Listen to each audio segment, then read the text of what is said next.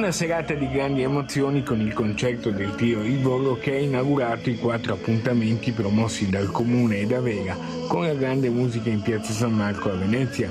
Tantissimi applausi per l'esibizione di Gianluca Ginobili di bianco vestito, mentre gli altri 2 artisti sul palco indossavano un completo elegante nero, Ignazio Boschetto e Pietro Balone, che a Venezia hanno portato la tappa del loro tour mondiale, Tutti per uno capolavoro. Il concerto è stato prodotto da Friend & Partner, una piazza San Marco gremita di spettatori, tutti però molto ordinati e rispettosi dello scrigno di bellezza della città. Una serata con 25 grandi successi, scanditi dai racconti e dalle emozioni dei 3 artisti italiani, ma la sorpresa più bella è stata forse quando i 3 artisti hanno voluto scendere dal palco per ricevere l'abbraccio del pubblico e salutarlo.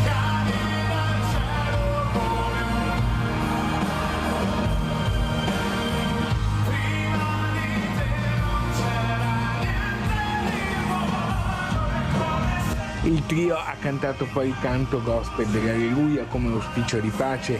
Abbiamo realizzato il nostro desiderio di cantare in una meravigliosa piazza e celebrare così un grande traguardo dei 25 anni di carriera assieme.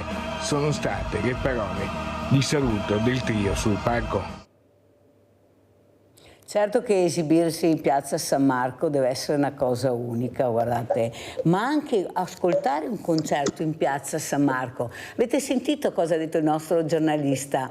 Un silenzio, un rispetto, un'attenzione. È quello che dovremmo fare tutti i giorni, anche se non siamo in piazza San Marco, ma siamo a casa e usciamo di casa. Ne parleremo questa mattina perché abbiamo aperto con queste bellissime immagini di Venezia, perché abbiamo ospiti in presenza Renato Boraso.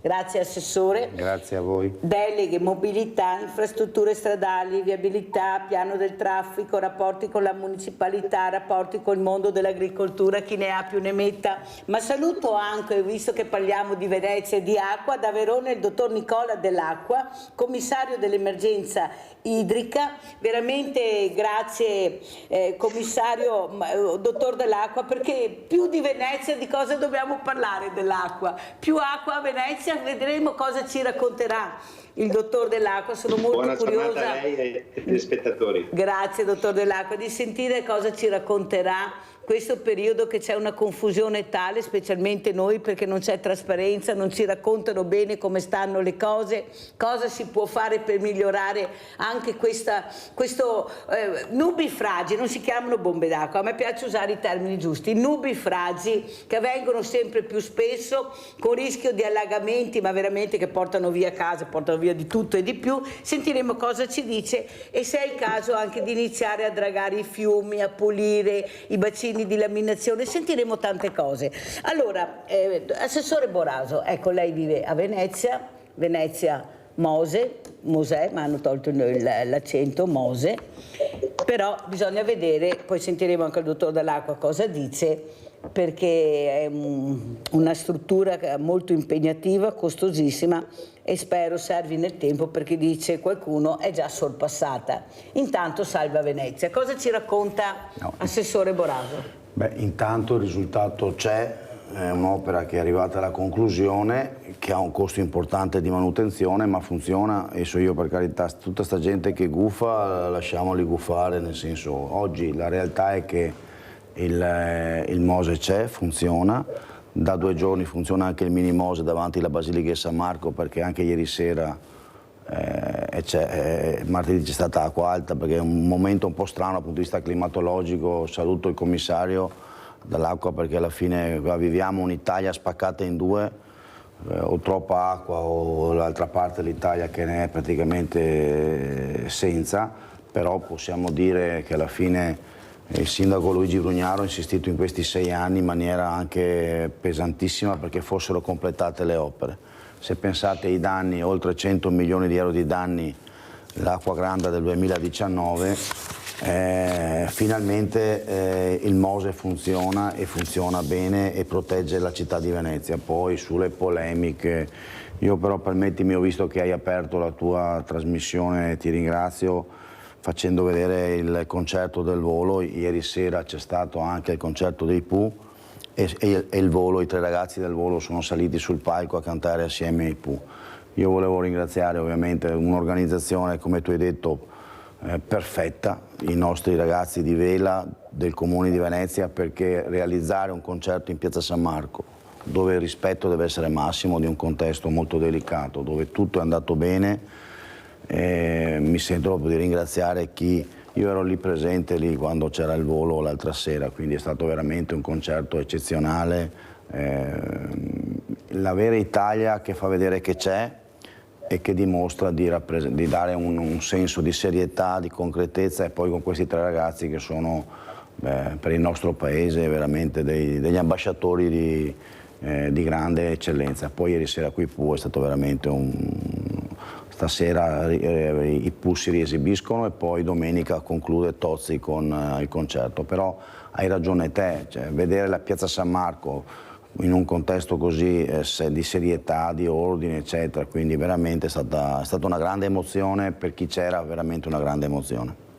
Allora, lato positivo l'ha detto l'assessore Boraso, tutto bello, Piazza San Marco, museo e cielo aperto, non solo Venezia ma tutta l'Italia, però questi musei a cielo aperto apprezzatissimi dai stranieri, anche da noi, forse più da loro, non ci rendiamo neanche conto cosa abbiamo fuori di casa, andiamo a vedere le palme negli oceani, ma va bene così, bisogna vedere un po' tutto, però siamo molto fragili, questo è il grande dramma, molto fragili, e per avere una fragilità sotto controllo bisogna fare prevenzione. Dottor Dell'Acqua, le sembra che nel 2024 possiamo dire che c'è la massima attenzione per fare prevenzione in questa fragilità del Paese? Non sembra ormai che molti di noi devono prendere il volo quando piove, perché l'acqua invade tutto, dappertutto, perdono casa, perdono tutto, anche perché non è stata rispettata l'urbanistica in molte situazioni dove dai là per costruire, dove costruire. Ma non è che noi possiamo continuamente prendere il volo perché qualcuno non si decide a mettere in sicurezza il Paese, specialmente per quanto riguarda l'idraulica. Prego, dottor Dell'Acqua. Grazie, buona giornata e saluto l'assessore. Facciamo un passo indietro, però permettetemi, perché avete toccato un tasto importante, no? Quando abbiamo detto proprio, perché mi ricollego poi alla sua domanda, quando avete parlato del Mose, no? Che c'è qualcuno che ancora dice che il Mose non sarà utile fra X anni. Ci ritroviamo, vi ricordo, nella stessa situazione di quando nel dopoguerra abbiamo deciso come popolo di costruire le dighe. Avevamo detto costruiamo le dighe per produrre energia elettrica e costruiamo i canali per portare l'acqua nella bonifica. Queste opere non sono state accettate da subito. Adesso che ci sono indispensabili sia i canali della grande adduzione, soprattutto della bonifica agricola, che il Veneto insomma è una realtà importante, in Veneto è una realtà importante, ma sia le grandi opere di accumulo dell'acqua. Sono sufficienti quando sono state costruite? Pensavamo che fossero sufficienti? Sono sufficienti? Probabilmente no, probabilmente dovremmo costruirne ancora. Però se non ci fossero, vorrei ricordarci a tutti, che se non ci fossero queste opere, anche l'anno 2022-2023, che siamo stati in difficoltà idrica, non avremmo avuto agricoltura, probabilmente non avremmo avuto anche grossi problemi idropotabili. Allora perché mi rifaccio al ragionamento sul Mose e dopo vengo alle manutenzioni? Mi rifaccio al ragionamento sul Mose perché è un'opera fondamentale e ce l'ha già fatta vedere. È che tutte le volte che costruiamo qualcosa e questa funziona, tendiamo come cittadini a non dargli il peso sufficiente. Quando ci troviamo con l'acqua, come c'è stato il grande evento dell'Acqua Granda 3-4 anni fa, ci lamentiamo, poi quando non vediamo l'acqua, però il Mose è fermata, tendiamo a dimenticarci l'opera. Andrà avanti per 100 anni? Ma probabilmente no. Ma dobbiamo, seguendo i cambiamenti climatici, attrezzarci per affrontare il clima da qui a 100 anni. Il Mose è una di queste parti. come i bacini di montagna adesso ci servono, sono indispensabili, ma non sono sufficienti. Perché? Perché in questo momento parte, come diceva giustamente l'assessore, parte dell'Italia è, passatemi il termine, sommersa di acqua, è piovuto più di quello che piove in un anno in pochi mesi, ma l'anno prossimo, o se non è l'anno prossimo, fra 2 anni, saremo qui a parlare con lei, che è sempre così gentile, di una siccità, e non avremo l'acqua perché non avremo fatto abbastanza opere di invaso. Perché? Perché il cambiamento climatico, che ormai è assodato e nessuno lo discute più, per fortuna, almeno guardiamo il bicchiere mezzo pieno, abbiamo visto che ormai non ci sia più nessuno che dice che non c'è il cambiamento climatico, no? Bene, abbiamo preso spunto che c'è il cambiamento climatico e adesso dovremo fare come abbiamo fatto negli anni 40, nel dopoguerra, dovremo attrezzarci per il tramite di pianificazioni fatte bene, di opere che ci servono anche per accumulo di acqua e anche per, arrivo alla sua domanda, mi scuso se mi sono allungato un po' troppo nella mia risposta, anche per affrontare tutte quei temporali che sono temporali che prevedono la quantità di acqua, la stessa quantità di acqua o magari poco di più o poco di meno, però in tempi molto più ristretti. Quindi abbiamo grandi quantità di acque e quelle grandi quantità di acque dovremmo essere anche in grado non solo di non farle finire nelle nostre case quando arrivano, ma di accumularle. Invece in questo momento mi dispiace vedere tutta quest'acqua che ci scappa, che va via, che va a mare. Ecco, quando tocca il mare è tutto più complicato perché diventa salata e non la si può più usare. Quindi io vedo acqua anche dolce persa. Le manutenzioni dei canali di irrigazione della bonifica sono, anche in Veneto, sono fatte. Le manutenzioni delle casse di laminazioni sono fatte. Ora, possiamo con le sole manutenzioni in qualche modo difenderci completamente? Il territorio non sarà mai sicuro al 100%, va bene? Cioè, dobbiamo dire alla popolazione che l'allerta è purtroppo ormai, ma è sempre stato così, l'allerta c'era sempre, non avremo le capacità con le sole manutenzioni, con le sole opere di difendere il territorio al 100%, dobbiamo convivere con queste situazioni. Assessore Boraso, come commenta le parole molto chiare del dottor Nicola Dell'Acqua, dovremmo convivere con questa realtà purtroppo perché è cambiato il clima, questa è la verità. Prego. Il cambiamento c'è, ha ragione il commissario, però dobbiamo fare delle azioni, cioè, l'elemento chiaro è di fronte a questi eventi come tu hai definito nubifragi eccetera, dobbiamo innanzitutto proteggerci con le aree di laminazione, perché se c'è stato l'elemento fondante in Veneto, lo ha dimostrato anche il disastro in Emilia Romagna, avere nei punti critici aree di laminazione dove in quel momento arriva il nubifragio e quindi il fiume che è in piena riesce invece poi a decantare il momento di piena nelle aree di laminazione, diventa fondamentale per salvare le aree residenziali.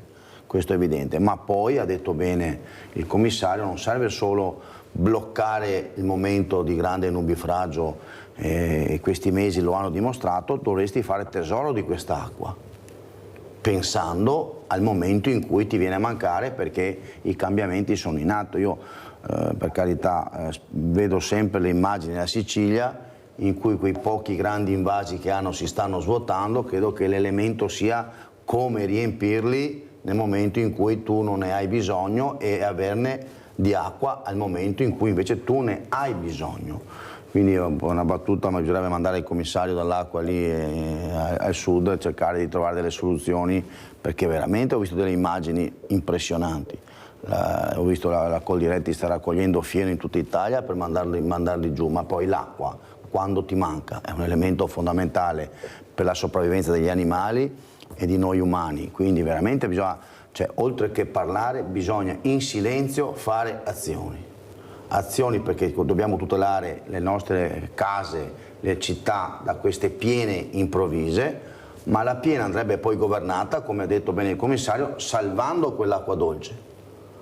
Oppure io dico sempre cominciare a copiare, perché in Israele e in altre parti del mondo desalinano l'acqua salata e fanno, però anche lì mi dicono processi abbastanza complicati e complessi. Nel deserto seminano e raccolgono. Bisogna un attimo a volte che copiare da quello che fanno gli altri, perché se cosa facciamo? Desertifichiamo la Sicilia e altre parti del nostro paese, cioè bisogna cominciare anche un attimo ad analizzare e in silenzio, come dico spesso, bisogna agire, perché poi la gente gli interessano le azioni vere, magari decidiamo di indirizzare le risorse verso dove ne abbiamo veramente bisogno, perché il cambiamento climatico è in atto. Io l'ultima nevicata a Venezia me la ricordo, ma qua ormai siamo a decenni che non si vede più la neve, cioè pensa solo a questo aspetto. Ormai credo che siamo già oltre 15 anni che non ho più visto la neve nella mia città, sinceramente fa riflettere. In certe zone invece un'abbondanza di neve incredibile. Però, dottor Dell'Acqua, io ospito tante persone e mi sembra di essere come quei Novax, i favorevoli e i contrari al vaccino, favorevoli e contrari ai vaccini, di laminazione.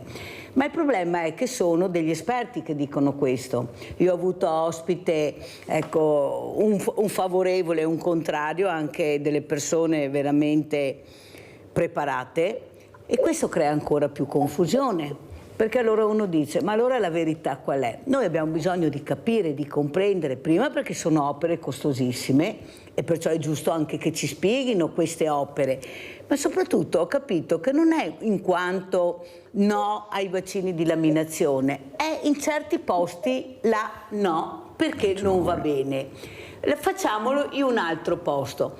È mai possibile che non si riesca a sedersi attorno a un tavolo con stati generali, come si usa adesso, vero Assessore? Con questi problemi dei stati generali che dopo non ho mai capito come chi va a finire, ma non importa. Riunione di coordinamento. Ecco, e cercare di capire e mettere in condizioni tutti quanti, compresi noi, perché se sbagliamo mira poi diventa un problema. Il Vajont lo dimostra, l'ha dimostrato che non sempre è tutto semplice, quello che sembra semplice, facile e sicuro. Dovremmo anche capire dove sta la ragione. Cosa ci dice, dottor Dell'Acqua? Allora, io penso che nessuno discuta più sulla funzionalità dei bacini di laminazione. I bacini di laminazione, e li abbiamo visti in Veneto, hanno salvato il Veneto, punto, cioè si deve andare avanti. Probabilmente si discute sulla localizzazione dei bacini di laminazione. Perché? È abbastanza semplice, perché il bacino di laminazione viene fatto in zone dove diciamo ed è utile e serve per zone molto più a valle. Quindi c'è una parte della popolazione che è costretta a vedersi l'opera e non ne sente l'utilità, perché probabilmente l'acqua lì non esce, ma una parte della popolazione ne usufruisce a valle. Quindi è sempre una problematica sociale. Okay? Quindi non è vero che il bacino di laminazione è discusso in quanto tale, ma è discussa la localizzazione perché dove la fai devi portare delle misure che danno fastidio alle popolazioni locali. Questo non c'è dubbio, ormai questo è assodato. Io sfido chiunque a darmi un'altra interpretazione. La verità però è che ci sono opere che vanno fatte dove servono e i bacini di laminazione servono su una determinata fascia. È inutile fare il bacino di laminazione per salvare, adesso dico una cosa, l'abitato di Vicenza fatto dentro Vicenza, lo devi fare a monte di Vicenza per cercare di non far arrivare l'acqua, così come per Padova, così come per Venezia, così come per Marghera e Mestre e così via. Ora, quindi partiamo da questo presupposto. Poi l'utilizzo del bacino di laminazione, perché tu lo vai a fare praticamente, intanto cos'è un bacino di laminazione? Non è altro che un abbassamento di una determinata zona di terreno per fare in modo che l'acqua, quando c'è troppa da un fiume, entri in questa invece che andare a valle e la restituisci a valle in un momento in cui magari non piove e quindi è sceso il fiume. Ora si può anche pensare a delle politiche per gestire meglio i bacini di laminazione, perché dove vengono fatti magari possano avere anche dei pregi o degli utilizzi anche per le popolazioni locali, per quel comune o due che è costretto ad avere il bacino di laminazione. Su questo la Regione Veneto ci sta ragionando, così come tutte le regioni d'Italia, perché quello che è stato fatto in Veneto, e non lo dico da Veneto, ma quello che è stato fatto in Veneto è scuola per tutte le altre regioni. Ok? Quindi io adesso che sono commissario nazionale e devo andare a ragionare col Piemonte, con l'Emilia, con la Lombardia, con la Sicilia e con tutte queste zone, porto sempre questa best practice, questa migliore pratica fatta dal Veneto. Perché? Perché alla fine ha avuto degli utilizzi enormi. Saremo qui per quest'anno a parlare di 100.000 volte di più di danni di quello che c'è stato come inondazioni quest'anno senza i bacini di laminazione. Molto chiaro, e la ringrazio veramente, dottor Dell'Acqua, per essere qui per spiegare, perché il problema è sempre quello: se noi ascoltassimo queste persone più spesso, forse riusciremo a capire anche l'importanza di quello che ha detto il dottor Dell'Acqua, quanto importanti sono questi bacini di laminazione. Tanto è vero che ha anche spiegato che stanno anche cercando di capire, anche di migliorare quello che era l'inizio, proprio per rendere più agevole e mettere d'accordo un po' tutti. Sbaglio, dottor Dell'Acqua? Perché migliorarsi va sempre bene. Assolutamente, con questo non è un punto di arrivo, è un punto di inizio, anche perché un'altra delle possibilità che può esserci è, e si sta studiando, è l'utilizzo di questi bacini di laminazione anche per quando c'è poca acqua, per bacini di accumulo. E bacini di accumulo vuol dire laghi, vuol dire bellezza del territorio, perché poi vi ricordo che anche ci sono laghi di montagna artificiali, cioè fatti da dighe, che non erano accettati e che adesso sono il motore economico turistico delle più grandi e più importanti città turistiche che abbiamo ad esempio nel Bellunese. Se voi andate nel Bellunese adesso, i laghi idroelettrici che adesso ci servono per una serie di cose, ci servono per la produzione energetica, ci servono per avere acqua quando non ce l'abbiamo, ci serve per affermarla quando ce n'è troppa, adesso servono anche da un punto di vista turistico. Quindi noi dobbiamo cominciare a modellare il territorio come i nostri nonni, che non sono i nostri padri che l'hanno fatto, ma ormai sono i nostri nonni, hanno fatto nel dopoguerra e prima della guerra. Perché comunque, dottor Dell'Acqua, per tagliare la testa al toro, questi bacino di laminazione a Ciano del Montello, che è la zona più contaminata, verrà fatto? Se serve, bisogna farlo. Io non ho la competenza in questo momento per dire se verrà fatto o non verrà fatto, perché io sono commissario alla siccità nazionale in questo momento, ma il problema è se serve. Bisogna fare le cose, punto, cioè poi bisogna farle insieme alla popolazione, bisogna farle con arricchimento anche delle popolazioni locali, arricchimento culturale soprattutto, arricchimento del paesaggio, ma se una cosa serve va fatta, è questo che ci sta dicendo il cambiamento climatico. Se abbiamo il cambio del clima e servono opere, vanno fatte come i nostri nonni le hanno fatte nel dopoguerra. Punto. E poi però, fatemi dire, vanno mantenute, non vanno abbandonate, perché questo purtroppo negli ultimi 70 anni è successo. Ha fatto bene a ricordare, ecco, la storia, ricordare la storia. Va bene tutto, però bisogna poi anche fare la manutenzione, che è quella necessaria. Allora si fa prevenzione, perché se lasci tutto là è come avessi buttato via tutto. Questo è quello che vuole dire il commissario Nicola Dell'Acqua, che ringrazio sempre proprio per la spiegazione, vero assessore, che ha dato. Anche a Campo San Piero, cioè la dimostrazione della rottura credo che sia stata il Musone dei Sassi. È evidente, lo sanno da anni che bisogna fare un'area di laminazione per intercettare prima dell'arrivo, perché qui arrivano delle quantità d'acqua improvvise. Ha ragione il commissario, sulla fase 2, oltre che diffondere in tutto il nostro paese l'ottima pratica delle aree di laminazione, poi la fase 2 è come trattenere anche l'acqua, perché poi ci troviamo momenti in cui improvvisamente per 5 mesi non la vediamo più.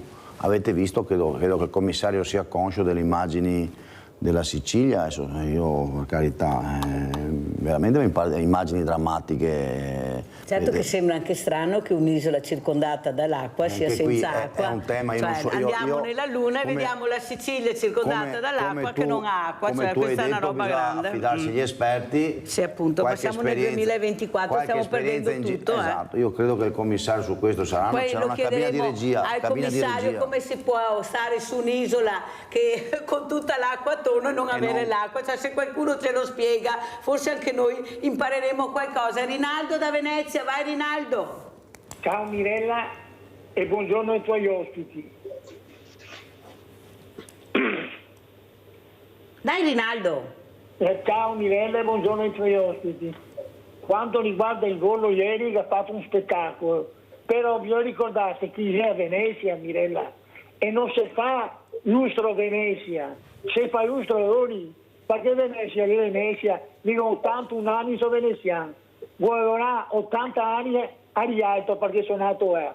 Conosco i 180 canali che c'è a Venezia. Venezia, una volta in piazza San Marco alle 9 del mattino non ti passavi neanche con un caretto, col carro non ti passavi a portare spese agli alberghi e a roba perché non ti potevi. Adesso io fica a tutti, è giusto perché è giusto, ma bisogna, non so cosa, deve cambiare tutto insomma, non è più come una volta. E mi dà fastidio quando ti parla l'acqua grande, cosa vuol dire l'acqua grande? Ho passato 190 anni, 80 anni di acqua alta, nel 65 di acqua bassa, è sempre stata l'acqua alta, anche adesso d'estate, nel 1950 da Putei, cos'era un certo orario che era l'acqua alta, non 1000 metri, però veniva su e andavamo a giocare. E è sempre stata, bisogna conoscere per parlare di Venezia, essere nati, aver vissuto i problemi della volta e dopo il discorso dell'acqua, il professore dell'acqua da tutte le regioni del mondo, devo persone così, va bene, che conosce il problema, che sa come fare, bisogna dare le possibilità a queste persone, non che parla a tutti i politici e non sai anche cosa che sia. Bisogna che parli persone preposte per fare questi lavori, perché dopo è montagna, gli era distrutta, centinaia di migliaia di chilometri di piste di sci e l'acqua non si ferma più, non stiamo andando in cerca. Chi che ha la possibilità che vuole fare un albergo, io non lo faccio, ma io lo fa e ora le cose vengono in cerca, da essere di divieti per tutti. Per chi che non ne ga e per chi che ne ga. Grazie Rinaldo, devo chiudere, se no non ce la faccio perché sei troppo lungo. Comunque hai spiegato bene, hai fatto le tue riflessioni. Allora, Assessore Boraso, con lei volevo parlare anche non solo di acqua ma anche di elettrico. Ecco, questi mezzi che abbiamo visto e non solo questi mezzi, abbiamo visto anche la Ferrari che ha preso fuoco, vediamo, ecco, cos'è l'elettrico ed è che decisioni avete preso dopo quello che è successo? Anzi, vediamo anche questo servizio proprio fatto a Venezia, proprio che la riguarda, voragine, tram, fermo, Mestre. Andiamo a vedere.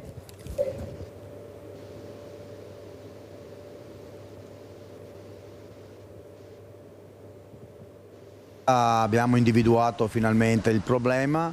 Nel punto di incrocio dei collettori fognari di via San Donà e di via Marmarole è crollata una camera di ispezione, essendo molto delicata qui la fognatura è molto importante, causa la pressione della piattaforma del tram.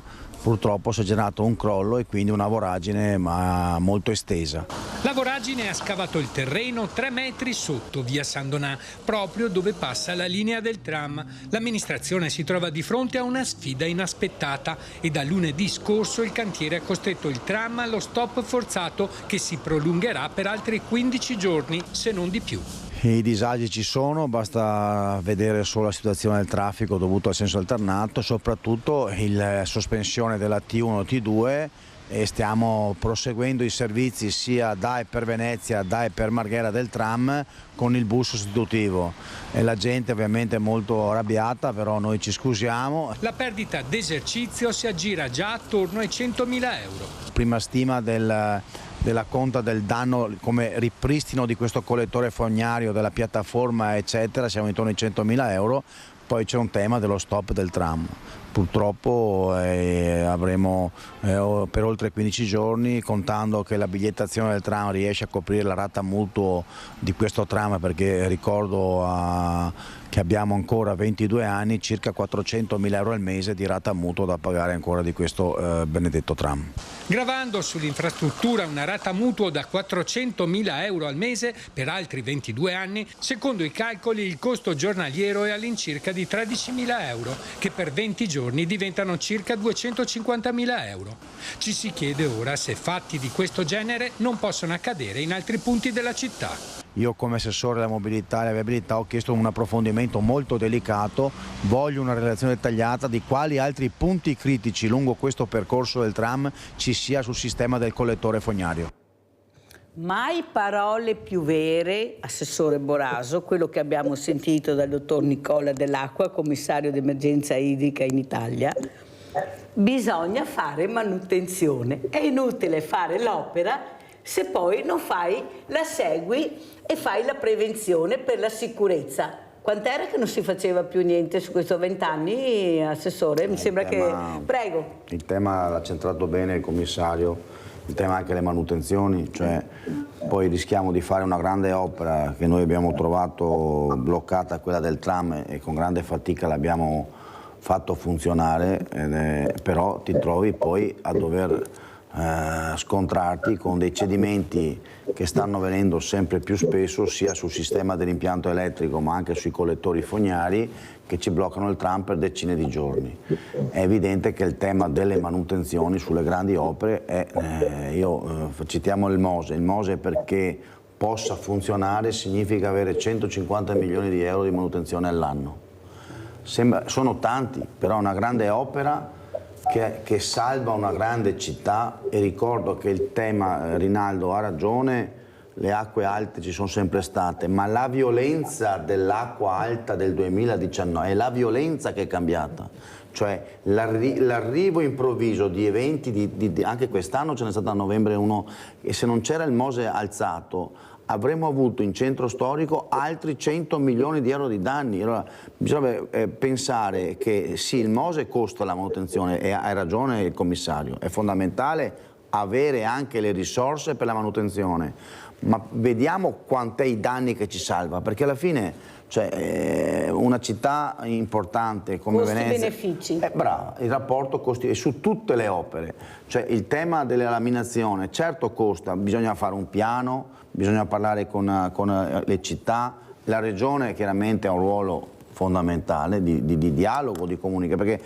anche la scelta, come diceva il commissario, di individuare e fare dei nuovi laghi dove tenere in scorta l'acqua quando non ce l'abbiamo più. È evidente che è una scelta che va condivisa con i comuni, con i territori, perché magari uno ha paura, cosa succederà, la gente pensa sempre al Vajont, quando tu parli di un invaso, la gente poi in Veneto scottata, un disastro del genere, uno pensa sempre, perché la natura va governata eccetera, però è evidente che hai ragione, l'esempio lì è la manutenzione, cioè poi bisogna mettere le risorse anche per le manutenzioni. Abbiamo Vladimiro da Rovigo. Ciao Vladimiro, tema te caro questa mattina, prego. Sì, infatti, no, ma ho una curiosità, non so se qualcuno può rispondere, dite tu due ospiti che salutano.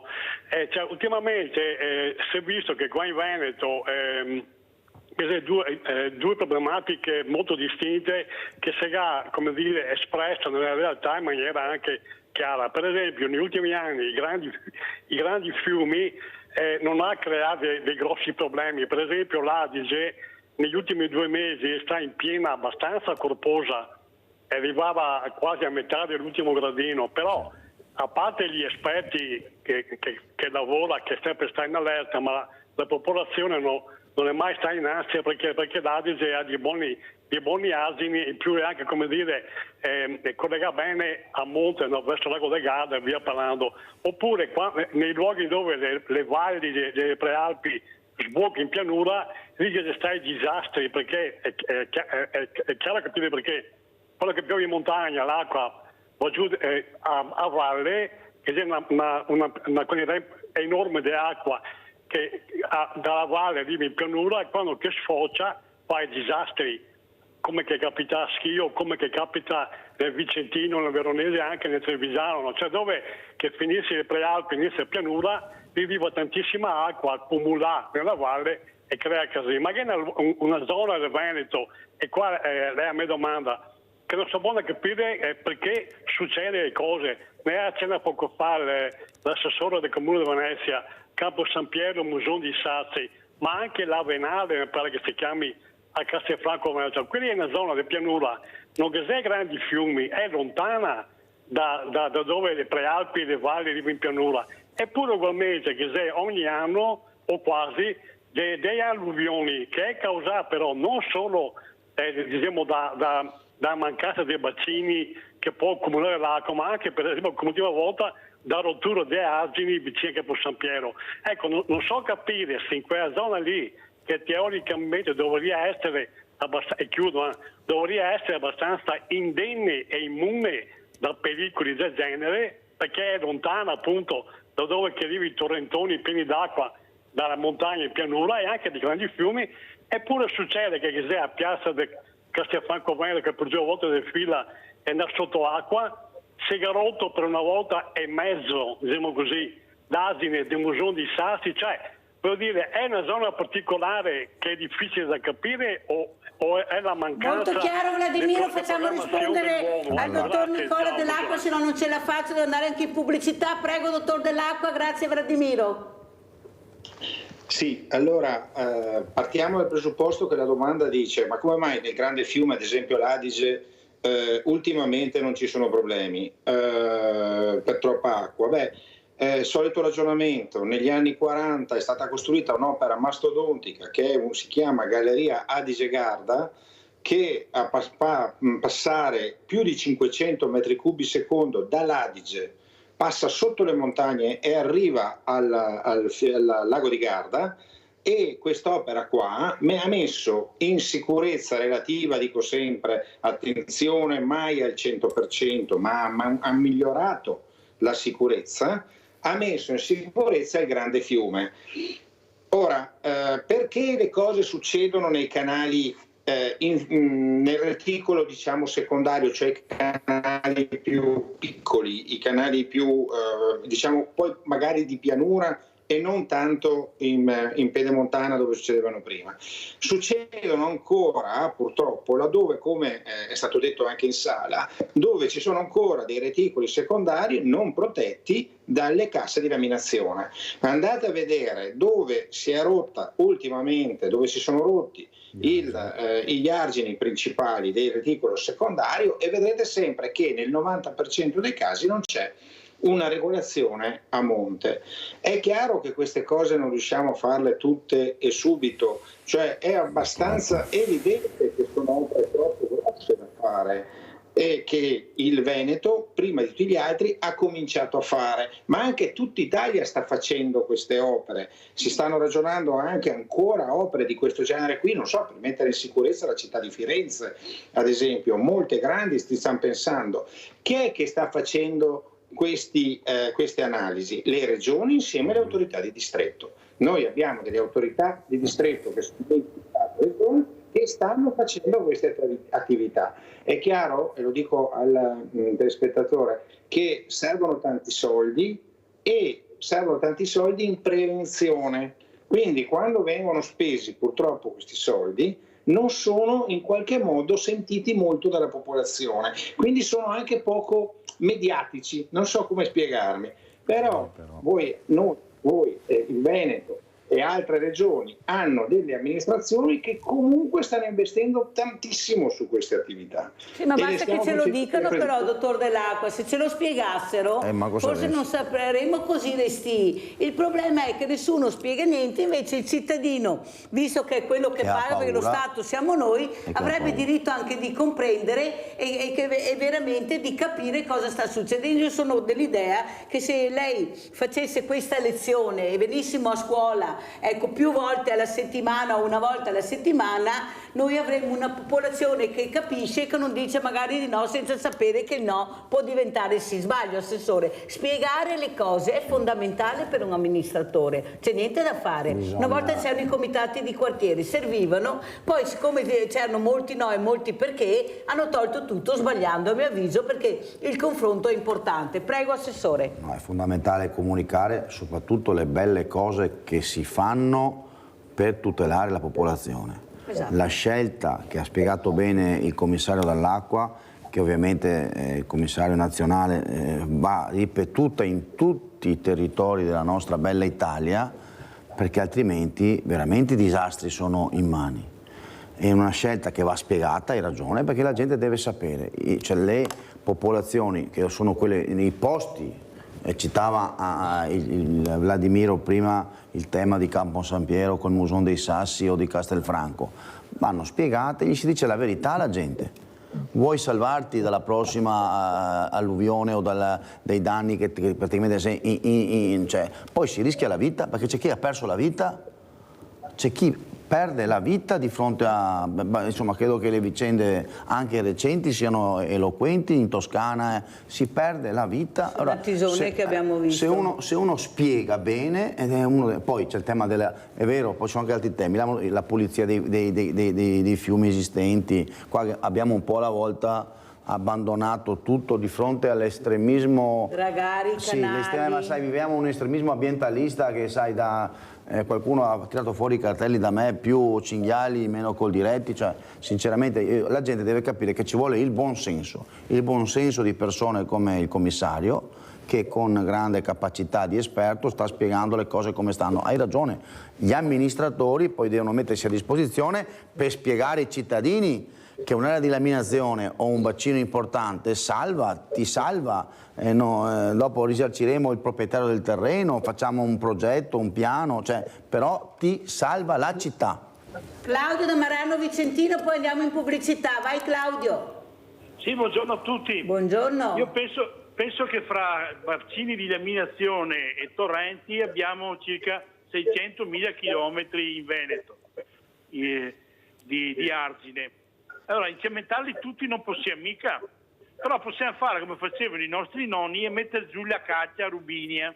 Io continuo a dire, queste piante legano con le loro radici l'argine ed evitano che scoppi sia sui argini delle classi di laminazione e sia sui argini dei torrenti. Ritornare come una volta a mettere giù sta caccia rubinia, perché è inutile, se voi date bene un'occhiata, il torrente scoppia dove mancano le piante. Buona giornata signori. Grazie, abbiamo sentito Claudio da Marano Vicentino, poi gli ospiti risponderanno, sia il dottor Dell'Acqua che l'assessore Boraso, però adesso dobbiamo andare in pubblicità.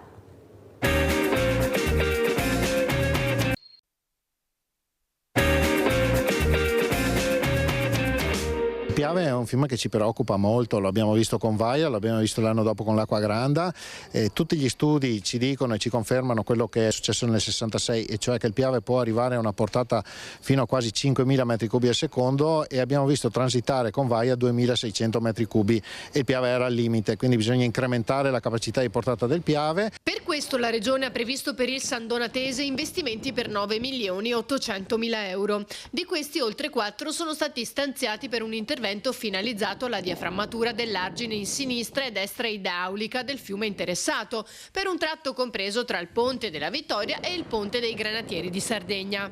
adesso partiranno vari cantieri sul basso corso del Piave, nella zona diciamo da San Donà, Musile verso fin Eraclea, sia in riva destra che in riva sinistra, con consolidamenti arginali, innalzamenti arginali, diaframmature. Adesso sono tutti termini tecnici, ma sono tutti interventi che servono a garantire la sicurezza e aiutare il deflusso delle acque, portando la capacità di deflusso, come dicevo prima, a 3.000 metri cubi al secondo. 3.000 metri cubi al secondo, ma se il Piave riesce, potenzialmente può arrivare a 4.800 metri cubi, ce ne sono 2.800 che da qualche parte devono essere trattenuti temporaneamente, e quindi stiamo procedendo con la progettazione del bacino di laminazione sulle grave di Ciano. So che questo a qualcuno non fa piacere, ma visto anche quello che è successo in Emilia Romagna, io mi auguro che prima o poi qualcuno si renda conto che o si fanno questi interventi oppure bisogna dare delle soluzioni alternative documentate. Dottor Dell'Acqua, ecco, sono parole, era il 2023 e si capiva già che bisognava fare prevenzione. Prego, dottor Dell'Acqua. Condivisibile tutto quello che è stato detto, non solo, ma volevo appunto segnalarvi per quello che abbiamo detto prima. Tutte le opere che l'assessore ha detto che si stanno facendo in quella parte del fiume sono tutte opere che i cittadini non vedranno, cioè le difframmature, la diciamo maggiore resistenza degli argini, sono tutte opere che la Regione, come tutte le regioni d'Italia, stanno facendo e che vanno, come ha detto giustamente lei, illustrate ai cittadini, così come le casse di laminazione. Sono opere che servono, si devono fare. Io sono un tecnico e mi fermo lì. Una cosa le voglio dire, per proprio venire incontro a quello che ha detto lei prima, cioè che i cittadini devono essere informati, l'autorità di distretto insieme alla Regione Veneto ha iniziato, l'autorità di distretto delle Alpi Orientali, quindi tutto il Friuli, tutto il Veneto e Trentino e Trento e Bolzano, ha iniziato ad attivare gli osservatori dei cittadini. Gli osservatori dei cittadini altro non sono che quello che diceva lei prima, no, sul discorso del quartiere, ma legati esclusivamente al problema idrogeologico di troppa acqua, poca acqua e messa in sicurezza del territorio. Quindi l'osservatorio del cittadino è uno strumento che, se attivato come si stanno attivando, è stato attivato mi pare per il Vicentino, per il tagliamento tra il Friuli e il Veneto, dove la Regione Veneto, insieme alle autorità di distretto e insieme ai tecnici come me, io a uno di questi osservatori sono stato chiamato, illustra a amministratori locali in primis, ma anche ai cittadini che vogliono parteciparvi, illustra quali sono le attività che vengono fatte quotidianamente e che non si vedono. Perché, come ho detto prima, ci sono tante attività che vengono fatte e non vengono sufficientemente spiegate e illustrate. Quindi quello che ha detto prima l'assessore Bottacin, condivisibile al 100%, ed è la strada giusta per mettere in sicurezza anche un altro grande fiume che è il Piave, perché quando c'è stata Vaia, io ero responsabile della sicurezza idraulica del Veneto, perché ero direttore area della Regione Veneto, e io vi assicuro che quando sono stato vicino al foce del Piave e ho visto la quantità di acqua che stava trascorrendo, ho detto per fortuna abbiamo fatto tante opere in montagna che hanno fermato un po' la piena del Piave, perché sennò sarebbe stato un disastro immane. Quindi la Regione, lo Stato, l'autorità di distretto devono continuare a proseguire il loro lavoro, forse, come ha detto giustamente lei, maggiore informazione ai cittadini. Allora, dottor Dell'Acqua, però quello che noi vogliamo anche capire, per questo io l'ho invitata, perché giustamente quando la gente non sa si arrabbia. Cazzo. Ma come? Mi arriva la bolletta del consorzio di bonifica, devo pagare, non riesco a capire cosa fanno. Non è commissario, e la chiamo proprio col suo nome per far capire l'importanza delle sue parole, perché stiamo parlando con una persona che sa e che sta dando delle risposte molto importanti e esaustive, che abbiamo troppi enti e che ci passano il cerino, perché i parchi, e lente, e guai togliere il tronco, e guai pulire, e guai, alla fine la gente paga e dice ma come pago ed è tutto sporco, nessuno viene a pulire. Capisci l'importanza dell'informazione anche per quanto riguarda il territorio, specialmente per quanto riguarda anche questa pulizia dei fiumi, dei canali? C'è qualcosa che non torna, io lo dico tutte le mattine, dottor Dell'Acqua, e cade 7 paroni dopo muore da fame, perché è così. E telefono uno mi dice che non c'entra, e telefono all'altro dice che non c'entra, l'altro non risponde, io vedo sporco e devo pulire io. Prego. Guardi, ha toccato un tasto importantissimo. Allora, lei ha detto che noi dobbiamo pagare anche una tariffa, attenzione, è una tariffa, e dopo spiego la differenza tra una tassa e una tariffa, al consorzio di bonifica, perché i consorzi di bonifica, come abbiamo detto all'inizio, gestiscono la rete secondaria. Paghiamo un'altra tariffa sull'acqua, paghiamo l'acqua potabile e la depurazione, è un'altra tariffa. Questi soldi, volevo dire, sono soldi mirati. Quando noi paghiamo la tariffa dell'acqua sappiamo che il 100% di quello che sto pagando io va alla gestione dell'acqua.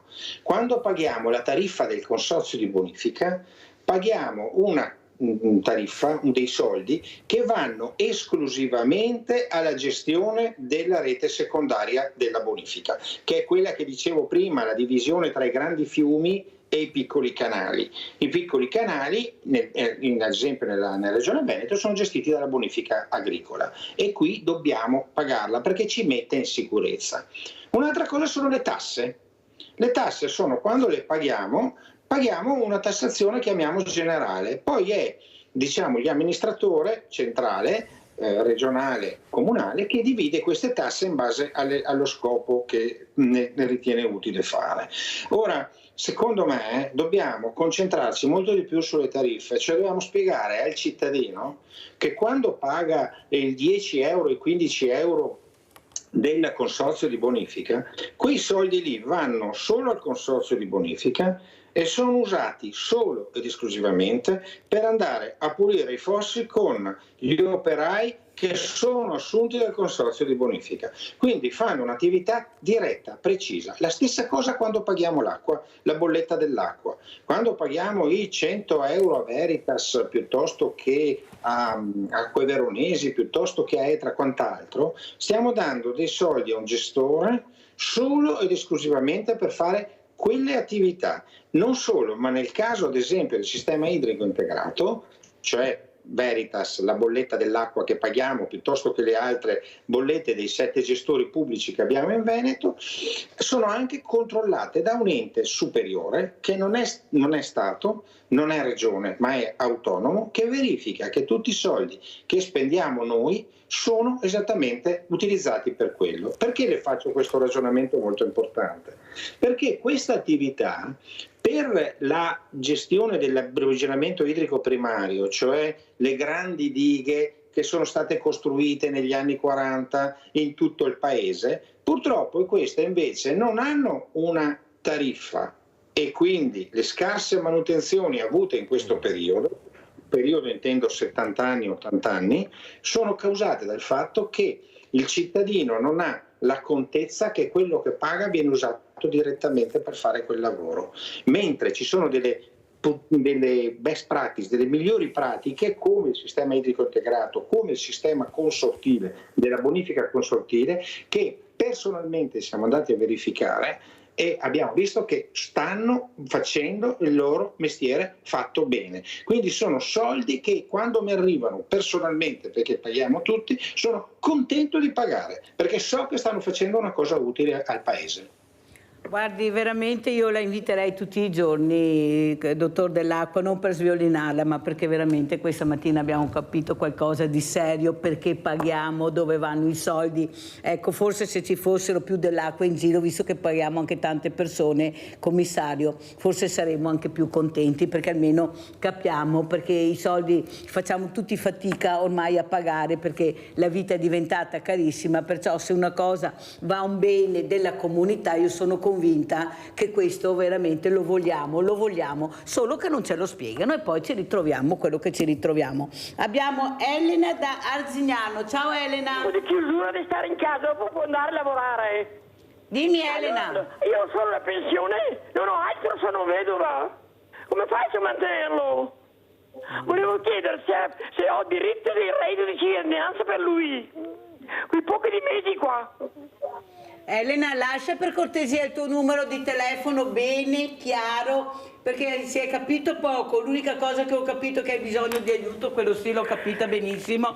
Ecco, se qualcuno spiegasse a questa donna, ecco, che non dovrebbe essere Mirella a muoversi come faccio quasi sempre, ma i servizi sociali o il suo medico di famiglia, forse saremmo bene. Allora Elena, lascia il tuo numero che ti chiamo sicuramente, perché quando sento una persona che piange e che ha anche problemi, è quello che ho capito, non bene ma col figlio, mi fa molto riflettere. Ecco, questo è il problema che abbiamo purtroppo con tante persone. Grazie Elena, un abbraccio, ti chiamo, sai, non ti preoccupare. Assessore, lei sa per me cosa vuol dire fragilità. Ecco, in questo momento lei che è nel mirino adesso, perché ci mancava anche quello che abbiamo sentito purtroppo, che non era malore ma è dovuto a questo tram, a questo elettrico che non ha funzionato, questo sterzo che ha deviato in maniera incredibile, e abbiamo sentito e visto cosa è successo, poveretto, a questa persona, ai feriti e altre persone. Ecco, cosa dice? Cos'è la sicurezza nel 2024 per un assessore proprio anche di un territorio importante come Venezia, Mestre, Marghera e tutte le zone limitrofe, chi ne ha più ne metta, perché non è solo Venezia. Prego. Sono assessore alla viabilità, quindi l'elemento della sicurezza è fondamentale e l'elemento purtroppo è le risorse che tu destini dal bilancio alla sicurezza, perché la manutenzione stradale determina poi la sicurezza. La vicenda che tu citavi è per me e per noi della città di Venezia una grande amarezza, perché proprio in termini di sicurezza in quel cavalcavia noi avevamo cominciato l'opera da 6 milioni di rifacimento dei guardrail. Sembra un destino allucinante, perché per 70 anni non era mai successo niente, però noi avevamo capito che quel cavalcavia doveva essere messo in sicurezza, tant'è che c'era un'impresa che aveva vinto una gara. Il tema sono i tempi, qui in un paese in cui per fortuna ogni tanto che ci sono dei commissari che riescono ad accorciare i tempi, però non è che possiamo tutto fare con i commissari, nel senso che il commissario capace e competente come dell'acqua riesce poi a incidere sui momenti di emergenza, ma la vita quotidiana poi va governata. E non ti dico la burocrazia, perché progetto preliminare, progetto esecutivo, progetto definitivo, vai in gara e torna in giunta, vai fuori dalla giunta, fai la gara, poi devi aspettare che la seconda che ha vinto non ti faccia ricorso, che ti blocchi, passa no i mesi, gli anni, capisci. Dopodiché è successo un disastro che è inutile, che la tecnologia è importante, i cambiamenti. Adesso, in questi ultimi 20 anni quanti sono stati i cambiamenti sulla tecnologia? Pensiamo dal cellulare che non c'era a quello che oggi è internet e la comunicazione. Qui c'è un'innovazione tecnologica che è il sistema totalmente elettrico dei motori, ed è evidente che in questo caso poi si è verificato quello che avevamo comunque pensato, ma di fronte purtroppo a 22 vittime e 15 feriti gravi, è evidente ci sono dei procedimenti di carattere penale. Abbiamo dovuto attendere gli esperti che si sono ovviamente espressi. C'è stata una rottura di un pezzo importante del sistema dello sterzo di questo bus, ma che ha mandato tutto il sistema elettrico in tilt.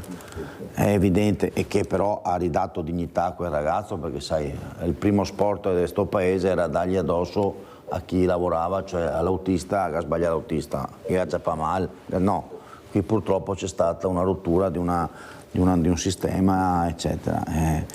Ovviamente noi siamo in prima linea su questa vicenda, abbiamo anche 3 ragazzi dei nostri uffici indagati, perché la procura fa il suo lavoro, lo deve fare, perché c'era un varco, ma era lì c'erano 3 varchi di sicurezza su questo rettilineo a cavalcavia, e non era un caso che stavamo realizzando il nuovo il nuovo sistema di guardrail, la norma di legge. Io dico semplicemente, di fronte alle innovazioni dobbiamo essere anche attenti. Adesso avremo di moda che guarderà tutto il trasporto pubblico o elettrico o adesso anche l'idrogeno, perché il governo nazionale negli ultimi 3 anni per il PNRR famoso ha finanziato in tutte le grandi città, per dirti Bologna 150 bus a idrogeno, noi ne riceveremo 93, Milano 500. Sta spostando tra l'elettrico e l'idrogeno, sì, Assessore, ce lo spieghino perché dobbiamo anche capire. È evidente che è una nuova tecnologia del sistema elettrico con combustibili diversi. Bisogna anche produrlo l'idrogeno, e io ho sentito anche, per esempio, te lo dico perché ho degli amici dei vigili del fuoco che sono molto preoccupati. Cioè, queste tecnologie implicano anche dei livelli nuovi di sicurezza. Ti faccio un esempio.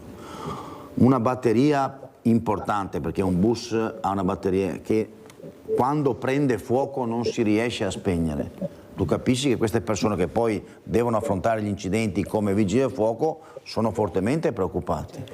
Ti dico questa cosa, non so se la sai o l'avete detta, ma dopo 7 mesi il bus distrutto dalla caduta messo in via Torino è stato un mese fa spostato da via Torino e portato in un'area dello Stato dentro la caserma dei lagunari della Mater.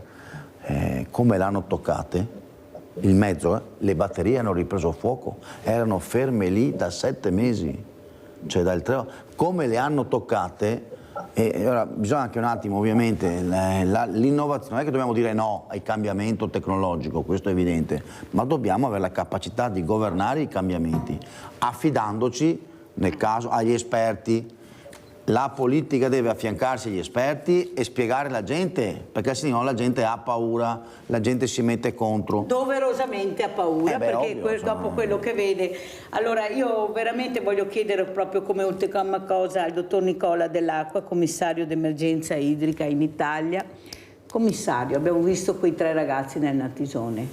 Abbiamo visto in pochi secondi, pochi minuti cosa è successo. Tragedia. Lei ha detto una cosa fondamentale. Bisogna mettere il paese in sicurezza, bisogna fare prevenzione. Allora io penso che prevenzione vuol dire anche quando tu sai che ci sono questi problemi, che all'improvviso questo fiume può ingrossarsi in maniera incredibile, tu la prima cosa che devi fare, devi mettere in sicurezza le persone, che non ci siano gli accessi liberi, perché dopo una settimana, dottor Dell'Acqua, io ho visto una macchina di turisti proprio dentro dove è successo questa terribile tragedia, disgrazia di questi 3 ragazzi che mai e poi mai avrebbero immaginato che in pochissimo tempo, ecco, morire in quella maniera. Ecco, e noi nell'impossibilità di aiutarli, perché cosa è successo secondo lei? Quanto è importante invece mettere in sicurezza il territorio in certe zone? Perché si può fare, dottor Dell'Acqua, cioè si sapeva che questo fiume era molto pericoloso, tu non puoi tenere aperto gli accessi o mettere dei cartelli che, come diceva l'assessore, poi basta un po' di foglie, qualcosa che cresce, non si vede neppure più il cartello e magari questi ragazzi non hanno neppure letto. Cosa dice? Quanto è importante questo territorio, perché è fragile da nord a sud, da est a ovest, il pericolo è dietro l'angolo dappertutto, questa è la verità. Prego, dottor Dell'Acqua. Allora, fermo restando che bisogna conoscere bene le singole situazioni, noi possiamo fare una panoramica generale. Cos'è successo? I fiumi si ingrossano e hanno momenti di secca, hanno momenti di morbide, hanno momenti di piene. E mettere in sicurezza tutta la rete anche dei fiumi principali è impossibile. Cioè noi non possiamo recintare tutti i fiumi d'Italia, anche perché c'è una natura da rispettare e c'è un equilibrio ecosistemico da rispettare. Qual è allora la soluzione per cercare di capire che queste cose, per fare in modo che queste cose non accadano più? Qui purtroppo ci dobbiamo in qualche modo rimproverare una mancanza di cultura generale. Forse torniamo un pochettino a quello che lei diceva precedentemente, ma qui è un aspetto anche scolastico. Lei mi deve spiegare come mai noi non sapevamo, o c'è gente che ancora si ferma sui fiumi con le macchine a parcheggiare vicino alle rive, perché non abbiamo la cultura e la conoscenza del fatto che un fiume può essere in magra ed essere in morbida nel giro di poche ore. Si chiamano le onde di piena. Noi tecnici queste cose le sappiamo sicuramente, le sanno sicuramente molte persone e molti amministratori, ci manca un minimo di cultura generale però, perché non è possibile che nelle nostre scuole non vengano insegnate queste cose, soprattutto in zone come Friuli, Veneto, ma anche tante altre, il Piemonte, la Toscana, dove ci sono questi eventi, cioè questi eventi sono peggiori laddove il tempo di percorrenza dell'acqua dalla montagna al mare è molto breve. Quindi dove abbiamo le montagne chiaramente vicino ai fiumi, queste cose possono accadere in maniera maggiore, che invece quando succede, ad esempio, prima abbiamo sentito l'assessore che parlava delle piene del Po, quando succedono le piene del Po, quelle le possiamo preventivare con giorni di anticipo. Lì invece in quelle zone ci sono ore di anticipo, mezz'ore di anticipo, come nella montagna. Quando piove in una determinata zona che magari noi non vediamo, stiamo attraversando un torrente d'acqua e non sappiamo che dietro il monte sta piovendo e arriva l'onda di piena.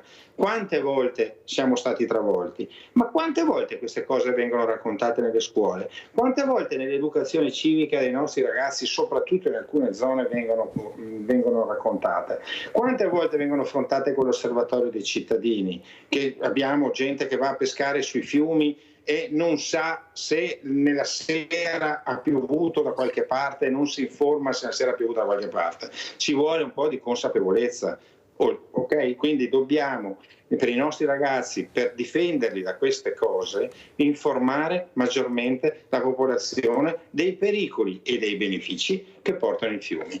Dottor Dell'Acqua, io la ringrazio veramente di essere stato con noi, spero ritorni ancora, perché mai come questa mattina abbiamo ascoltato delle parole da una persona competente che ci ha detto i pro e i contro, ma anche noi culturalmente dobbiamo crescere, però per crescere culturalmente qualcuno ci deve informare, c'è niente da fare. Noi tutte le mattine, dico nella mia trasmissione, andiamo a scuola, impariamo, perché ho delle eccellenze in tutti i settori, perciò mi fa molto piacere che lei abbia condiviso il mio pensiero che bisogna anche informare la popolazione su quello che succede e spiegando bene i pro, i contro, benefici, costi e benefici, e forse tutti quanti diventeremo anche più bravi e più buoni. Grazie dottor Nicola Dell'Acqua di essere stato con noi. Assessore Boraso, come ci saluta?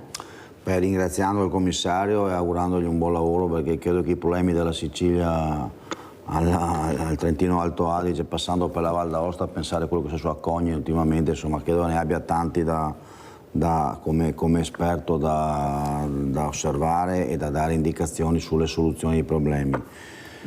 Io ti lascio semplicemente con un messaggio: dobbiamo assolutamente aiutare i nostri anziani e bisogna innovare su questo aspetto.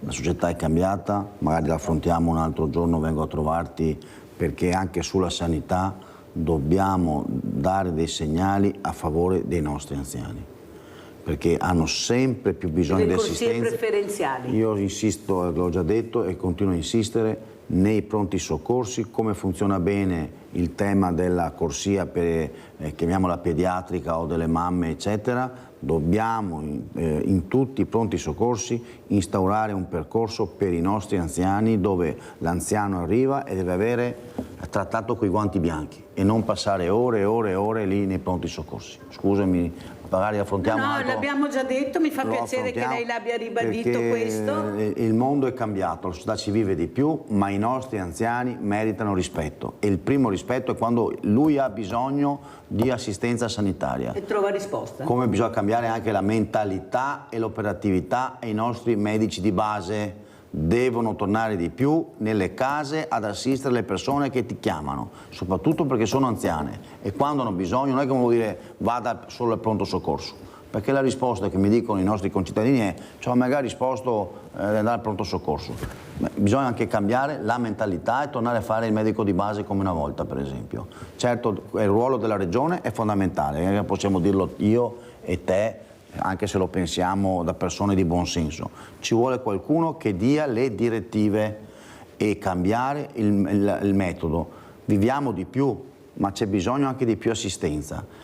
E il primo elemento è quando una persona di 80 anni, 85, 90 arriva in un pronto soccorso. Non la si può lasciare ore e ore ad aspettare. E questo avverrà con le case di comunità, speriamo che ci siano i medici e gli infermieri, perché là andrai, invece di andare al pronto soccorso, ti recherai in queste case di comunità e vedremo cosa succederà. Fa anche rima, speriamo bene. Grazie anche a Renato Boraso, assessore di Venezia, grazie, è stato con noi, ancora grazie al dottor Nicola Dell'Acqua, veramente grazie. Pubblicità.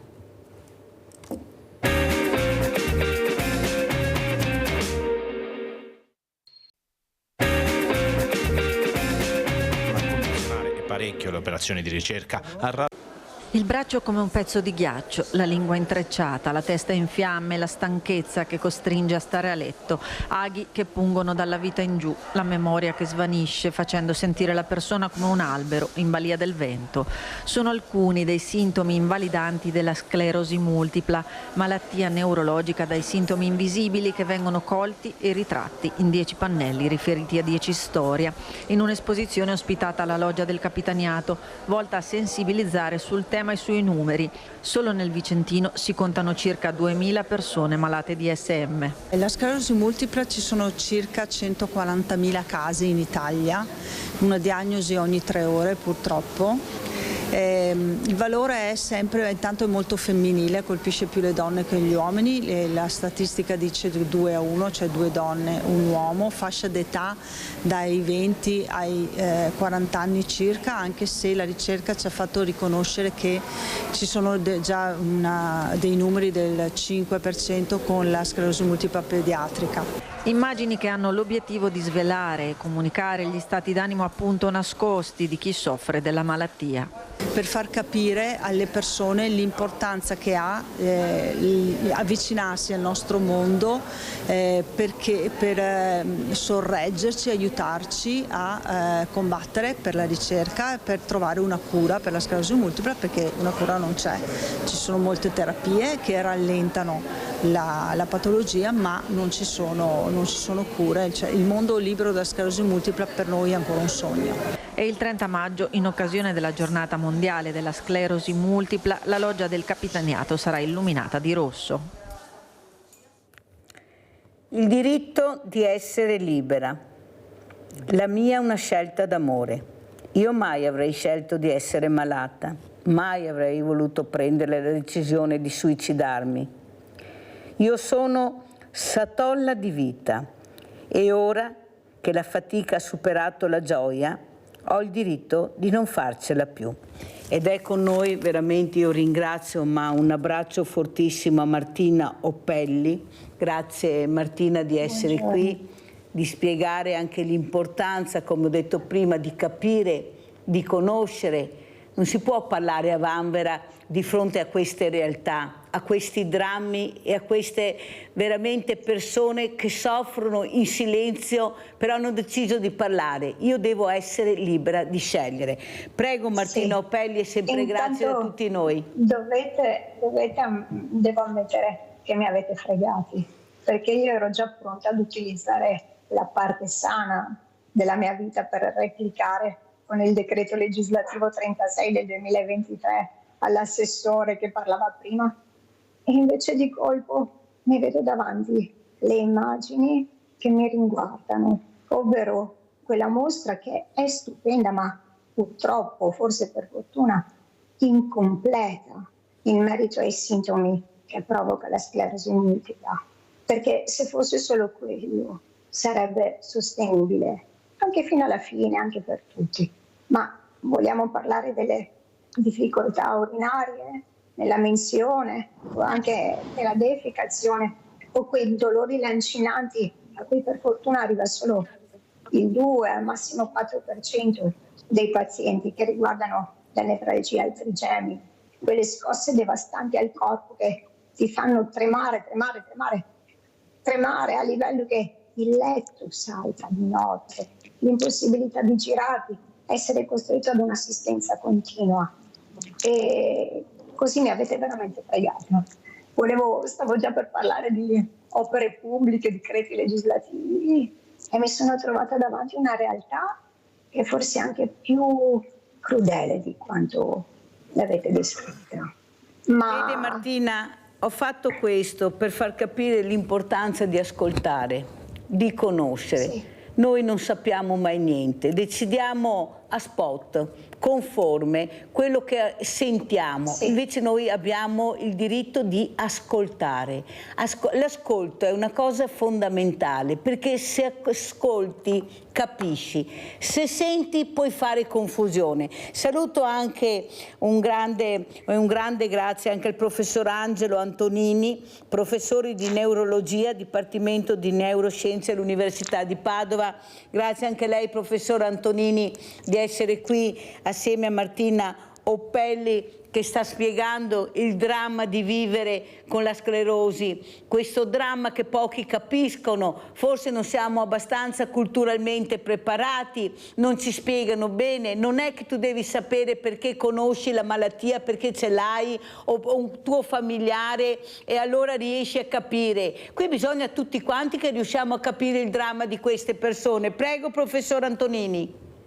Buongiorno a tutti, scusate, sono in macchina perché dovevo andare, avevo un impegno, e quindi, però contribuisco molto volentieri a questa riflessione. Sono scelte difficili che io come neurologo, mi trovo spesso a dover affrontare nella mia pratica clinica, e credo che questo discorso del fine vita e il diritto alla vita sia una cosa che vada discussa anche dal punto di vista medico quando viene fatta la diagnosi. Io mi sono impegnato in questi anni nelle malattie croniche neurodegenerative a discutere questi aspetti già inizialmente. Abbiamo un team multidisciplinare e credo che questo debba essere diventare un po' pratica clinica per tutti.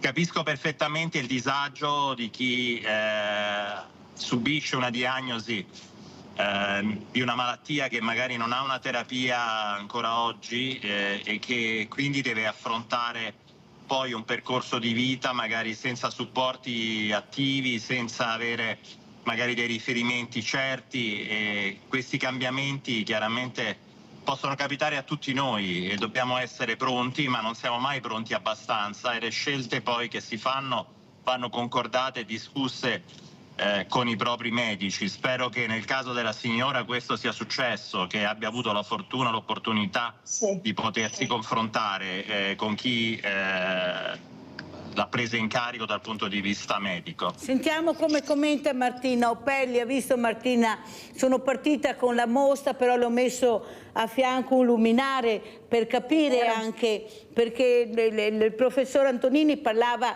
di disagio. Io più di disagio parlerei di dolore psicologico profondo. Prego Martina. Sì, vorrei però intanto replicare al professor Antonini. Sì, io sono stata sempre affiancata da tutti i medici specialisti, anche i palliativisti alla fine, il mio medico di base, dalla neurologia di Catinara, che non posso che ringraziare perché ormai sono una conoscenza di vecchia data, la diagnosi del 2002.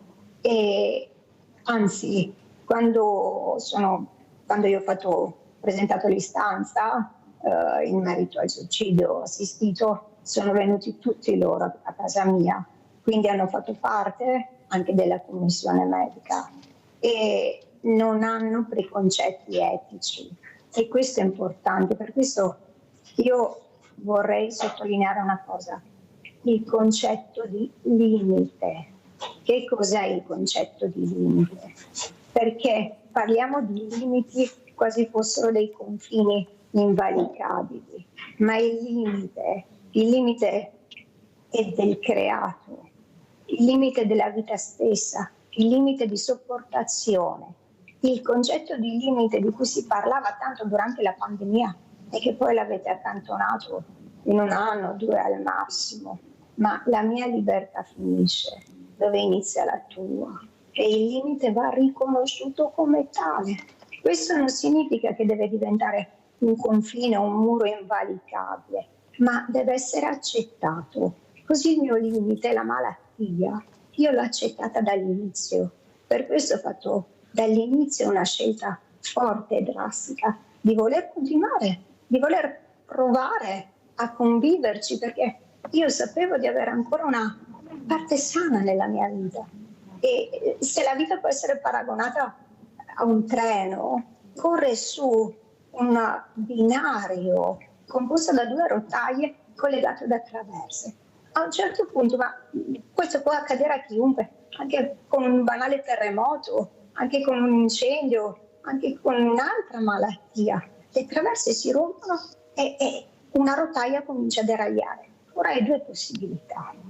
O lasci che il tuo treno finisca lì, quindi o la fai finita da solo o ti lasci morire, oppure cerchi di modificare la tua vita, adattarla e trasformare quel treno in monorotaia. E finché puoi, continui, magari più lentamente, adattandoti ai cambiamenti, continua la tua vita in un altro modo.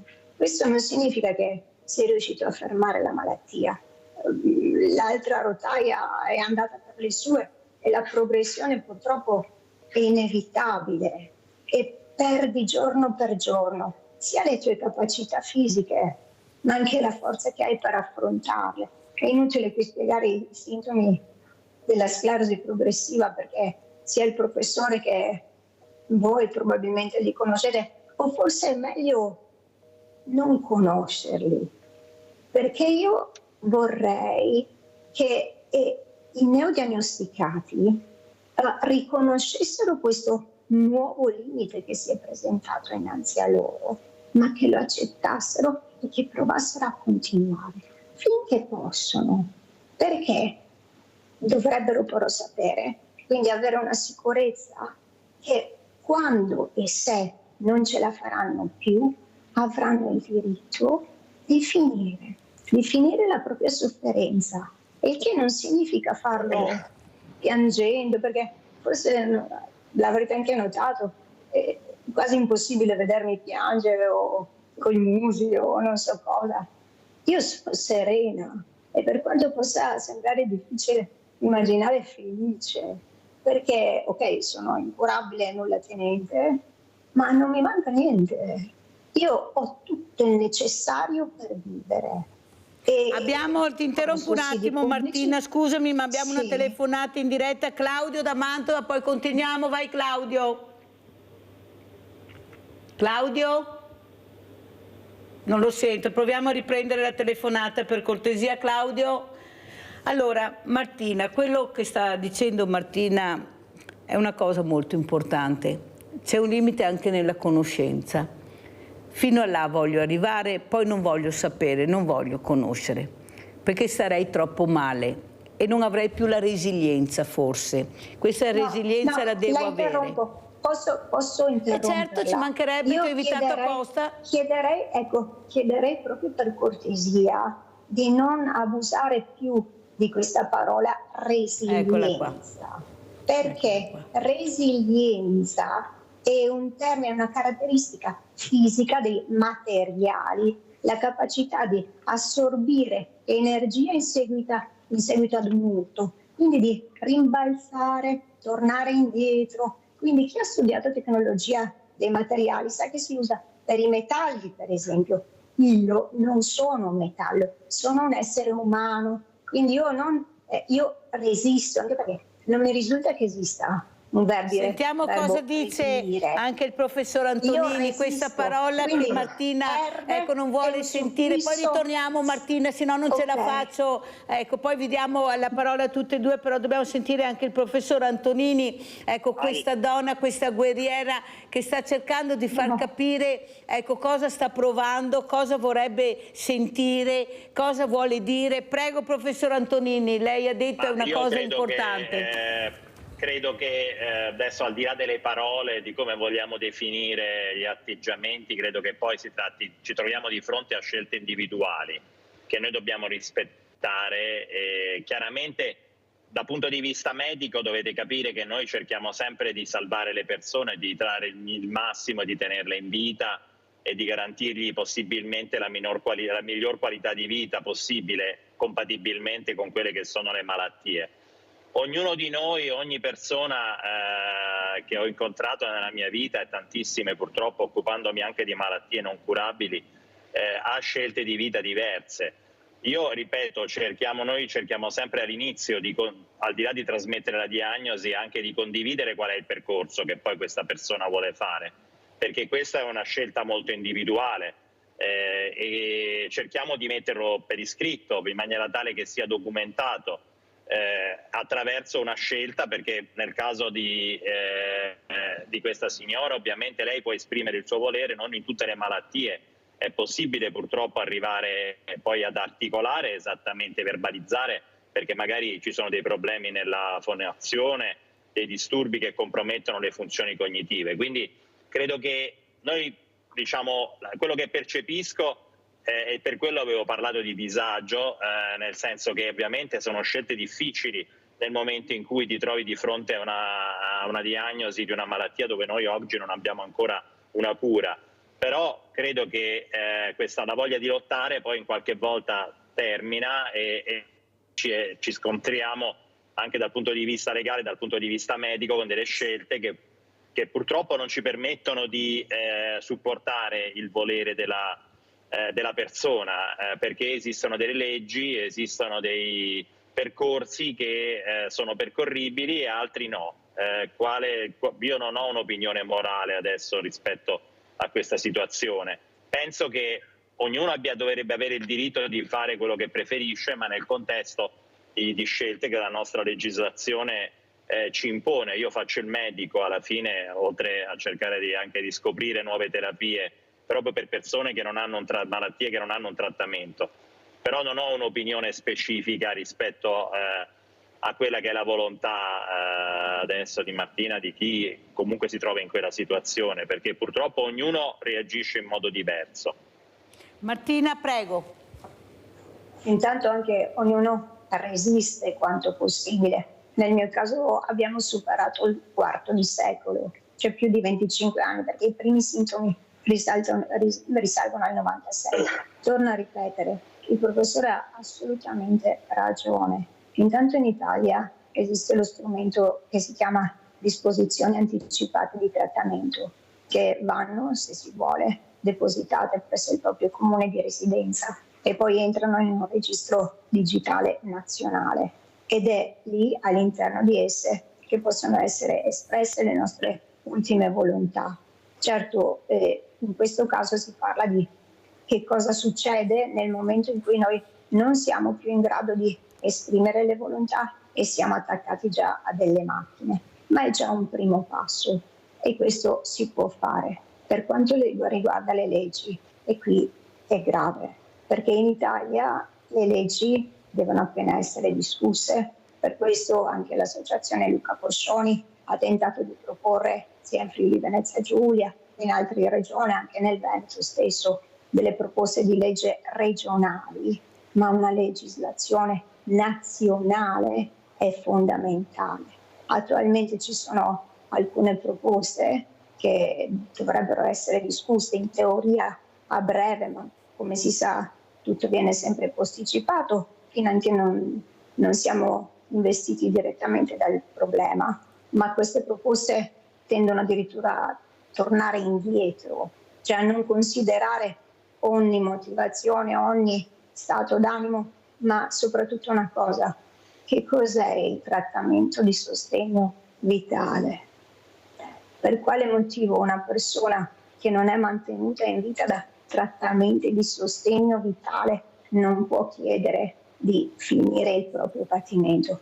Io vi pongo una domanda, una cosa banale: come faccio io a bere, a mangiare, ad assumere i farmaci indispensabili per me per vivere normalmente, se non ho accanto a me una persona? Non è un robot, ma qualcuno deve pure aiutarmi. Un'altra cosa, fin da bambina sono asmatica, non sono più in grado a inspirare il farmaco, dunque devo inalarlo tramite aerosol. come faccio a fare in quell'aerosol senza aiuto?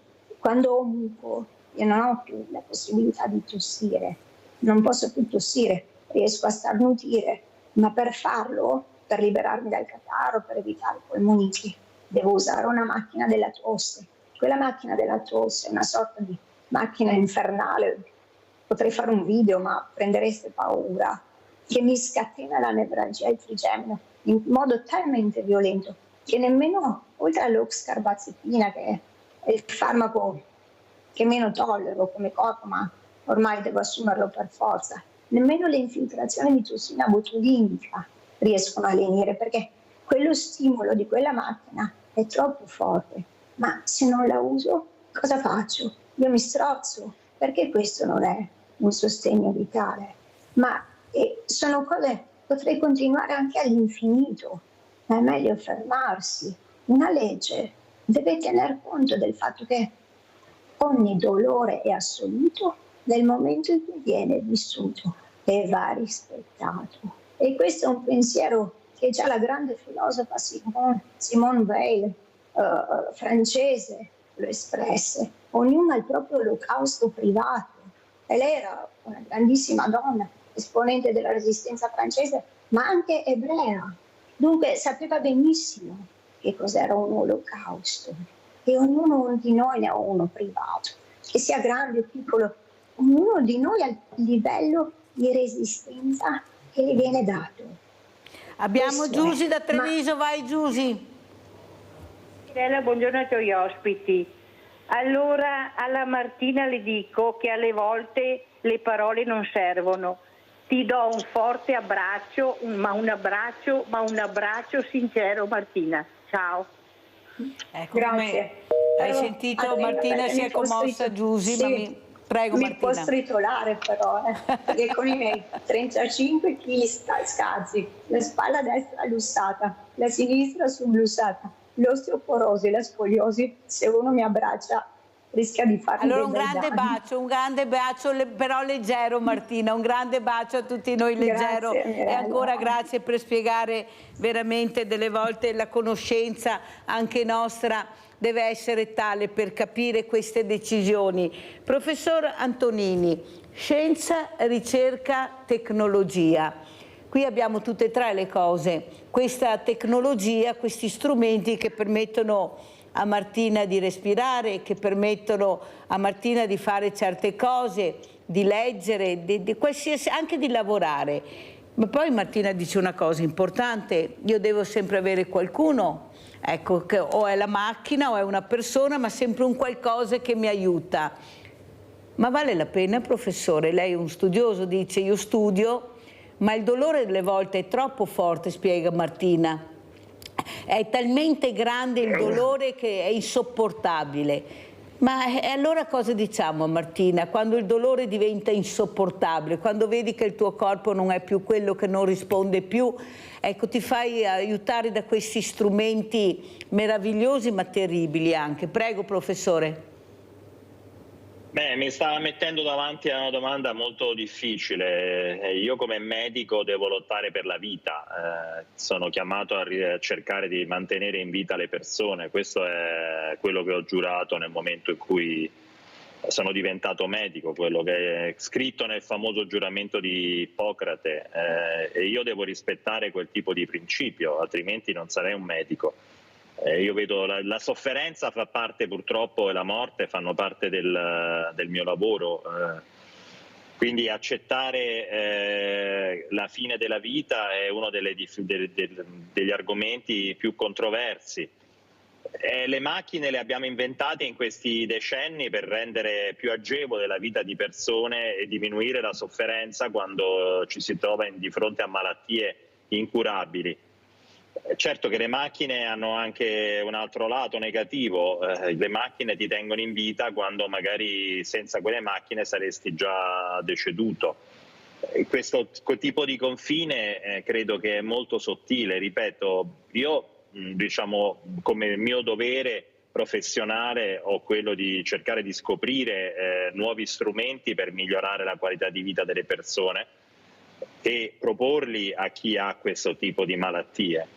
Poi ripeto, dipende sempre molto da ognuno di noi. Ognuno di noi ha un atteggiamento rispetto a questa fase della vita molto diverso, e vi posso garantire che come esistono persone come Martina, esistono anche persone che dall'altra parte, penso a Stephen Hawking, il famoso fisico che ha scoperto la teoria del Big Bang, che parlava Stephen Hawking, sì, che parlava attraverso una macchina.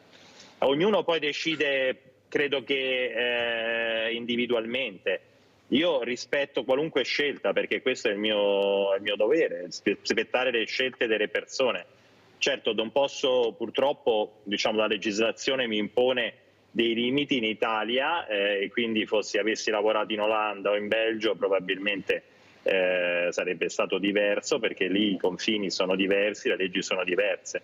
Però, diciamo, dal punto di vista medico io ho il dovere di proporre quelli che sono gli strumenti per mantenere in vita la persona, perché per me la vita ha un valore, altrimenti non sarei medico e non cercherei di salvarla quando ci troviamo di fronte a un'emergenza.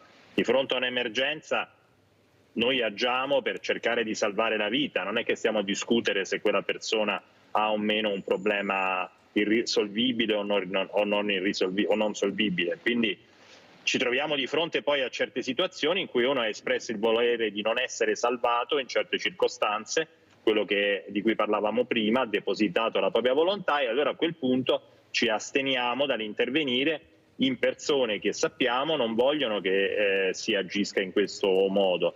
L'Italia, la Regione Veneto, ha definito questo percorso, per cui questa è una cosa che dovremmo tutti fare: scrivere, lasciare scritto e depositare quello che è il nostro volere quando ci troviamo in situazioni in cui abbiamo necessità di un intervento acuto, perché il nostro respiro viene meno, il nostro cuore non sta funzionando e vogliamo essere intubati o non vogliamo essere intubati. Ecco, su questo io intervengo frequentemente con le persone che hanno una diagnosi di una malattia, dove per esempio una malattia neurologica, dove molto spesso sappiamo che non ci sono trattamenti, oppure di una malattia oncologica, immagino gli oncologi facciano la stessa cosa. Però, dottore, la ringrazio di quello che ha detto, ci mancherebbe. Lei è un medico, fa questo, studia questo, però c'è un confine per il dolore. Però io penso che non ci sia un confine per la libertà, professor Antonini. Ecco, è il confine della questo libertà. È un discorso, io posso parlare come medico o come cittadino. È chiaro, come cittadino posso avere un'opinione, però in questo momento io sto parlando come medico, quindi non mi trovo nella difficoltà professionale di non poter esprimere in pubblico, in privato posso dire quello che voglio, ma in televisione, in pubblico. Prego, Martina, prego. Il professor Antonini, io sono assolutamente d'accordo con il professor Antonini, perché proprio il fatto di depositare le DAT che è il primo passo. Tutto il resto, lui è un medico ed ha ragione, lui difende la vita. Poi mettere di fronte solo i malati incurabili con il fine vita è sbagliato. È un discorso che chiunque dovrebbe porsi. Sono d'accordo, questo sì, le certo. disposizioni anticipate si possono sempre cambiare, non è una cosa eterna, non è che tu depositi un atto notarile che ti viene a costare migliaia di euro. Tu vai al comune, addirittura nel mio caso ovviamente sono venuti presso casa mia 2 funzionari e cambi idea, puoi farlo in qualsiasi momento, in 2 secondi si cambia, ma è una cosa fondamentale, perché altrimenti rischiamo di trovarci in un momento in cui non saremo più in grado di decidere e costretti quindi a lasciare che la libertà altrui invada la nostra, ed è questo il concetto di limite anche, perché noi dobbiamo convivere anche col limite stesso del progresso. La vita non può diventare come il PIL, il prodotto interno lordo, che deve crescere all'infinito, che comunque anche lì diversi economisti hanno già smentito la correttezza della teoria in sé. Il mio più grande tormento, o forse paura, è essere costretta di vivere all'infinito in un mondo di per sé finito. Bisogna accettare questo limite. La tecnologia non può fare tutto, non può sostituirsi a noi, anche nelle nostre volontà.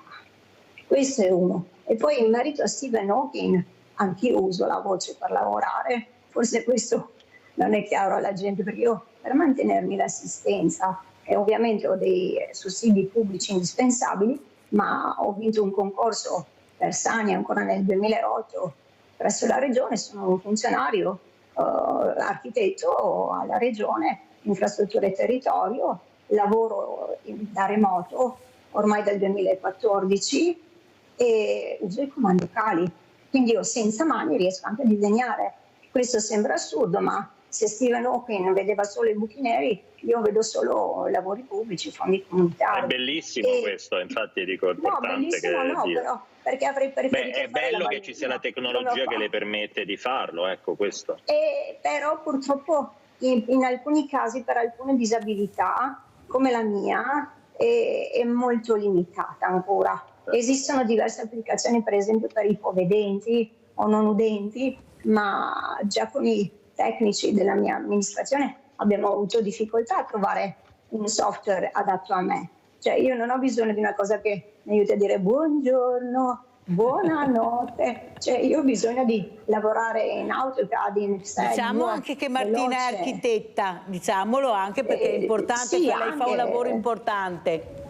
Ma sì, ma la mia vita, le mie vite multiple, perché forse io sono multipla di natura, ho fatto tante cose, dalla ballerina classica alla cubista, all'architetto vero, quello che progettava grattacieli in giro per l'Europa. E poi alla fine, perché no? Quando il mio corpo si è fermato, o stava per fermarsi, attenzione, perché quel concorso era per Sani, nel bando l'ente si riservava la facoltà di effettuare la visita medica per valutare l'idoneità servizio. Io quindi ho imparato a scrivere con la mano sinistra, mi sono finta mancina, non ero ancora in sedia a rotelle e così ce l'ho fatta. Poi di fatto per assumermi ormai ero in carrozzina e ricoverata in un centro per disabili dal quale nemmeno sapevo se sarei mai uscita perché non avevo nemmeno dove stare. Sono venuti 2 dirigenti a verificare, il giorno dopo sono tornati col contratto. Io ho firmato il contratto a tempo indeterminato, categoria D, davanti alle latrine di un ospedale. E poi il comune di Trieste mi ha aiutata. Avete capito chi è Martina? Sì. Abbiamo Raffaella Martina che vuole salutarti, un'altra telefonata, Raffaella da Paese, se no cade la linea, vai Raffaella. Ciao Mirella, ciao Martina, buongiorno dottore. Io vi devo fare i complimenti perché il dottore sta dando tante informazioni mediche, ma anche Martina sta raccontando questo aspetto, questo percorso dove lei non ha scelto ma si è trovata. State dando tantissime informazioni e il vissuto di Martina mi dà una forza anche a mia figlia che in questo momento mi ha detto dobbiamo chiamare. La passo un attimo. Ciao! Ma. Buongiorno. Sì, ma. Sono.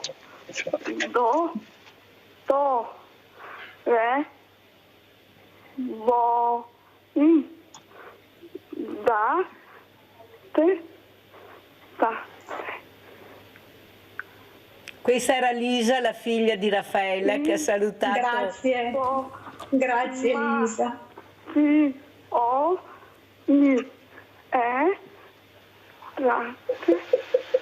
Forte. Ciao. Arrivederci. Grazie Lisa. E grazie. Ecco, Martina, Raffaella Lisa è una è mamma come forte. Martina che sta combattendo per questa ragazza che adesso ha 14 anni. Lei ha adottato, è venuta anche in trasmissione, 3 fratellini, li ha adottati tutti e 3 per non dividerli e poi a un certo punto ha capito che Lisa aveva dei problemi. Lisa non è sorda ma non parla pochissimo e Lisa è ancora a casa da scuola. Lisa e la famiglia hanno vinto 2 ricorsi al TAR ma la luce nel tunnel non è ancora uscita perché, come ripeto, Lisa è ancora a casa da scuola e non è giusto. E Lisa ha detto alla sua mamma: Martina, cosa sarà della mia vita? Cosa vuoi dire a Lisa, Raffaella, che ti sta ascoltando e ha voluto chiamarti? La vita è come ce la costruiamo. Torna a ripetere, non lasciarsi ingurgitare, fagocitare dalla malattia, cercare sempre di conservare una parte sana della nostra vita.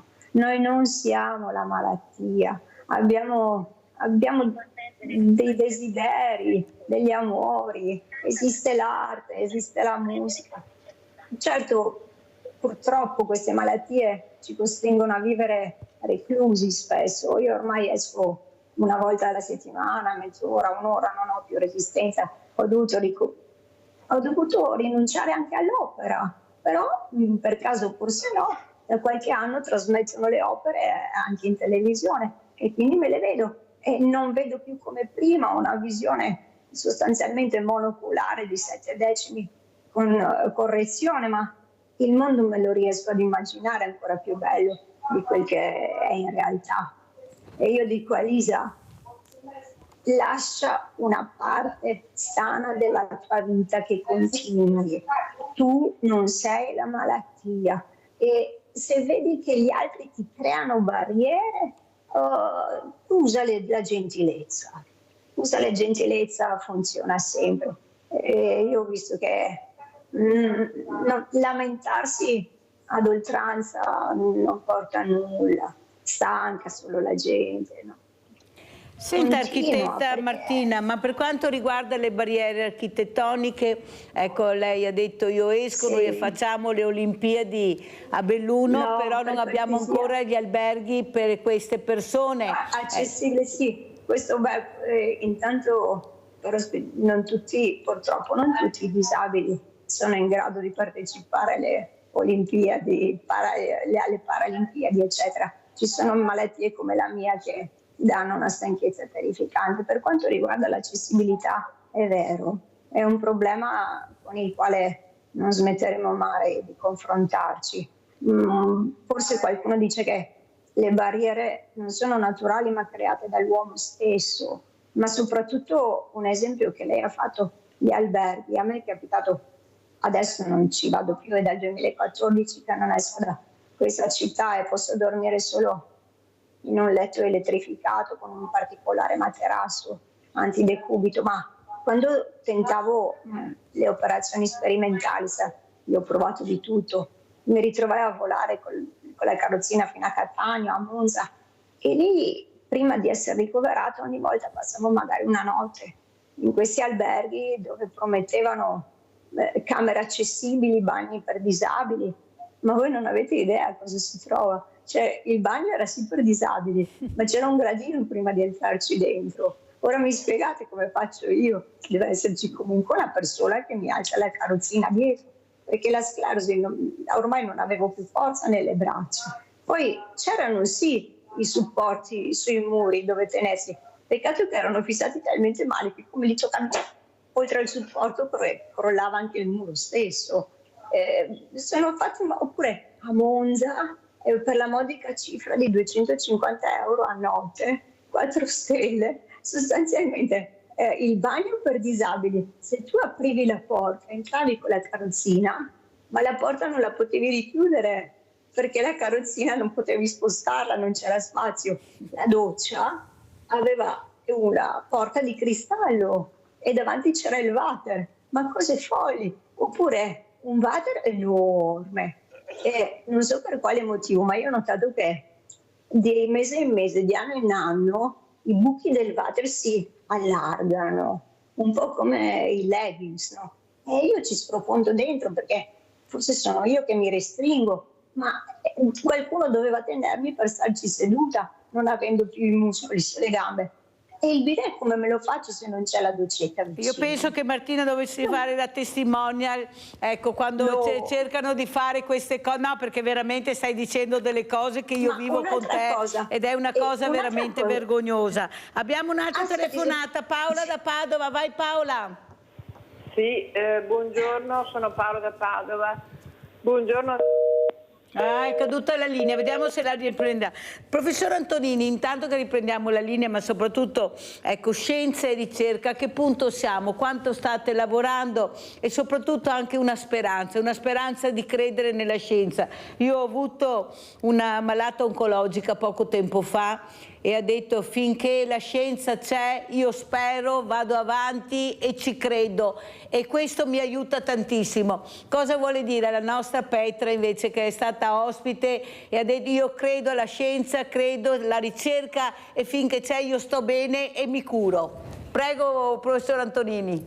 Allora, io vorrei appunto agganciarmi a quello che Martina ci ha detto. È vero, ci sono stati tanti fallimenti, ma anche continuiamo a fare tante sperimentazioni e progressivamente ogni anno, ogni periodo che noi trascorriamo abbiamo dei progressi, e questo credo che sia il messaggio importante. Chiaramente il numero di malattie che ci troviamo a combattere è molto elevato, specie nell'ambito delle malattie neurologiche, dove fondamentalmente non curiamo nessuna malattia.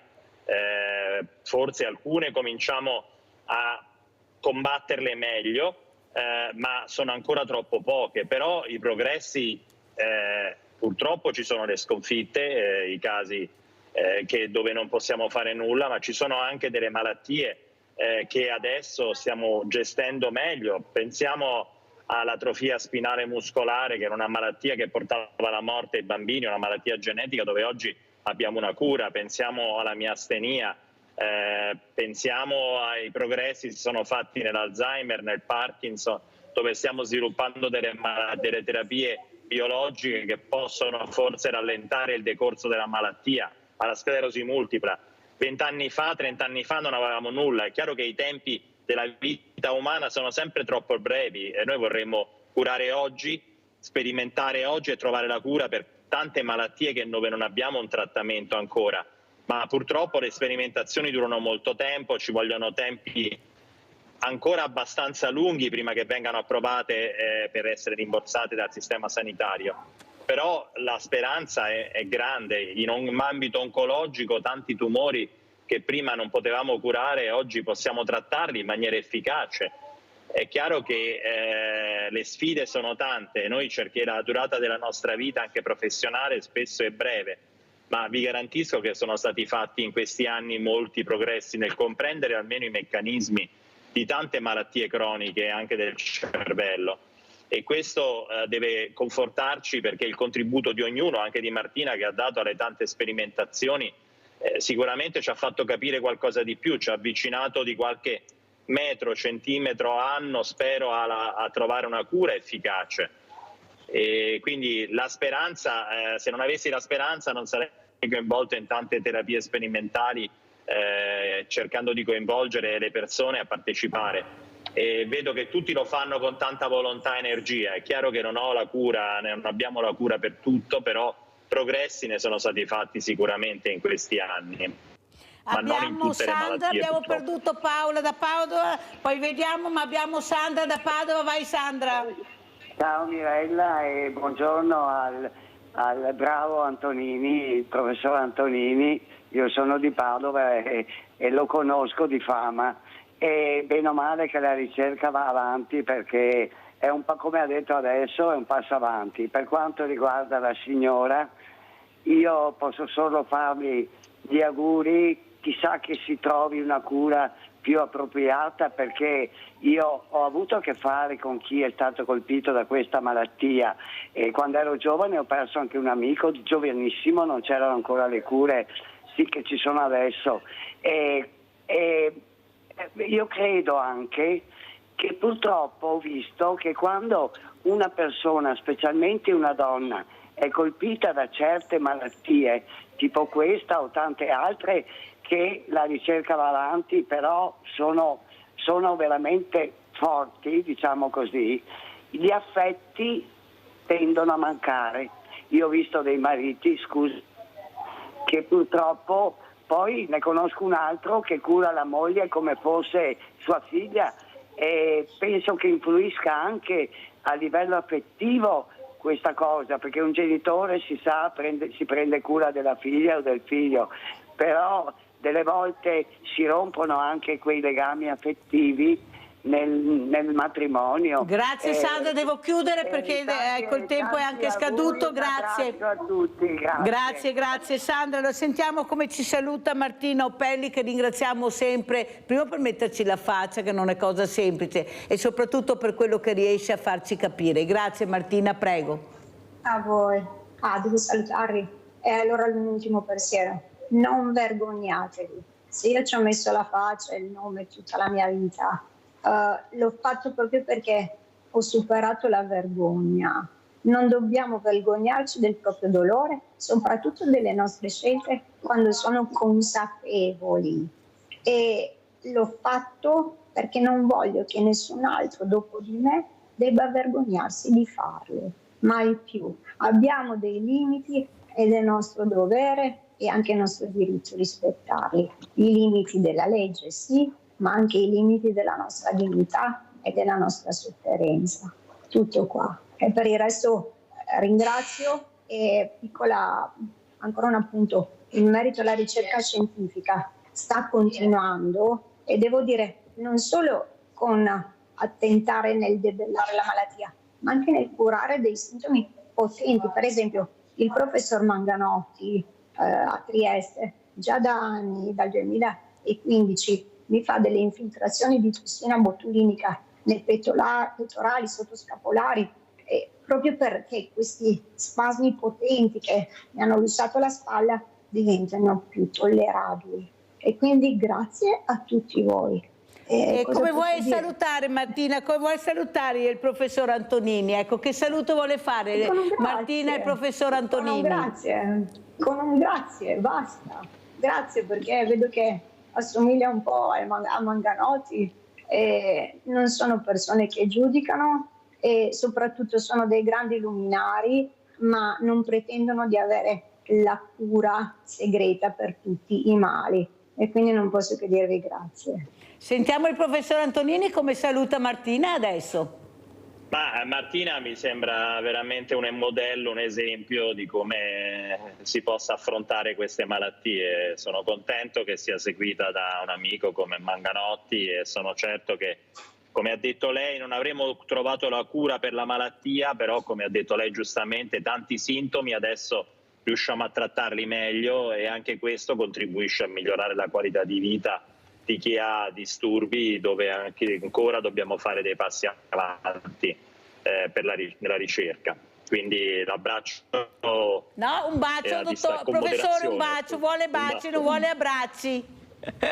Ha ragione, un abbraccio a distanza, ho detto, morale, spirituale. Va bene. Grazie. L'ultima telefonata, Franca da Borgoricco, vai Franca. Salve a tutti, grazie. Grazie professore, vai Franca, veloce. Sì, mi scusi dottoressa, io volevo chiedere una cosa. Io ho 10 operazioni, 10, non una, 10. E il dottore mi ha fatto una carta e sono andata a farmi una visita perché devono passare qualcuna. Non ho nessuno che mi aiuta, ho una signora che abita qui vicino che viene a darmi una mano ogni tanto. Io ho 84 anni, mio marito 86. Sono andata lì, mi hanno detto che sono invasi del 100%, però mi devono darmi mangiare in bocca. È possibile? Sono andata dal medico di base, ma sono delinquenti, mi ha detto.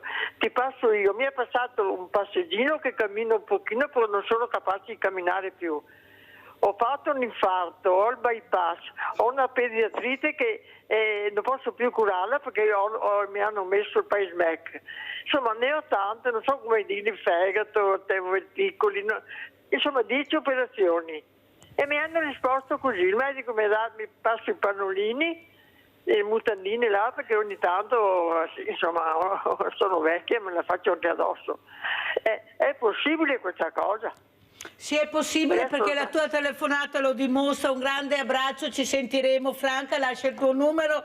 Martina Oppelli, io non so come ringraziarla di essere stata con noi, di farci capire tante cose, forse ascoltandovi. Ecco, grazie al vostro impegno riusciamo anche noi a crescere, Martina, anche culturalmente un pochino, perché quando non si sa, delle volte si dicono anche delle cose o si fanno dei gesti sbagliati, invece Martina ha fatto capire, ecco, la delicatezza con le quali dobbiamo trattare queste persone. Perciò un grande grazie a Martina Oppelli, il rispetto del limite. Grazie Martina, veramente grazie. E un bacio, un soffio di baci. Grazie, grazie. Arrivederci ancora. Pubblicità.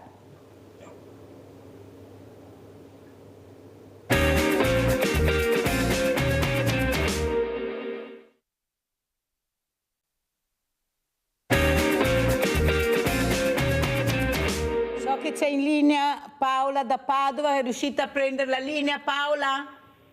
Sì, sono qua, grazie infinite Mirella. Prego. Non so fino a che punto, comunque ecco, volevo dire all'architetto Martina mille grazie, e questo, cioè questi veramente le università di vita col suo esempio. Non oso pensare quanta forza ha veramente una cosa da dire, mille grazie, ed è ancora niente, e dovrebbe veramente tanta gioventù, ma a qualsiasi età, vedere questo intervento di questa mattina per imparare veramente cos'è la vita. E volevo dire anche una parola, c'è ancora in linea professore? No, non ti preoccupare che poi ti rivedranno, perché si vede poi la puntata alla sera, perciò loro si guardano, vai tranquilla. Benissimo, allora professore, tanto di cappello per tutta la professione e per tutti i medici, però troppi protocolli, un po' più di umanità e un po' più anche nei pronti soccorsi di efficienza, perché di giorno lavorativo, persona di appena 60 anni portata dentro cioè svenuta, fuori conoscenza, non si può lasciare senza un cardiologo, 1 ora e 20, persona che muore, ed è veramente un disastro.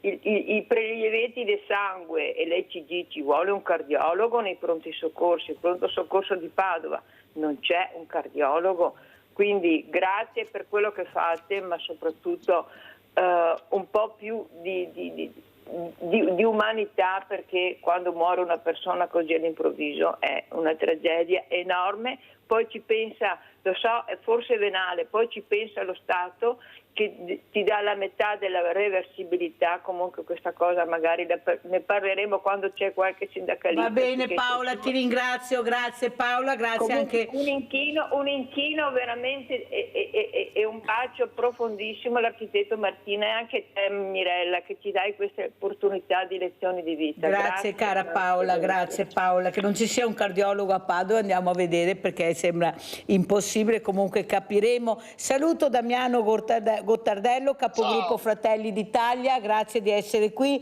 e saluto anche Mirella. Valentina Belvisi, ambasciatrice EDELA, associazione a sostegno degli orfani di femminicidio, figlia di vittima. Ciao carissima, che piacere rivederti Valentina, è sempre veramente piacere, un'altra guerriera che sta portando avanti delle battaglie.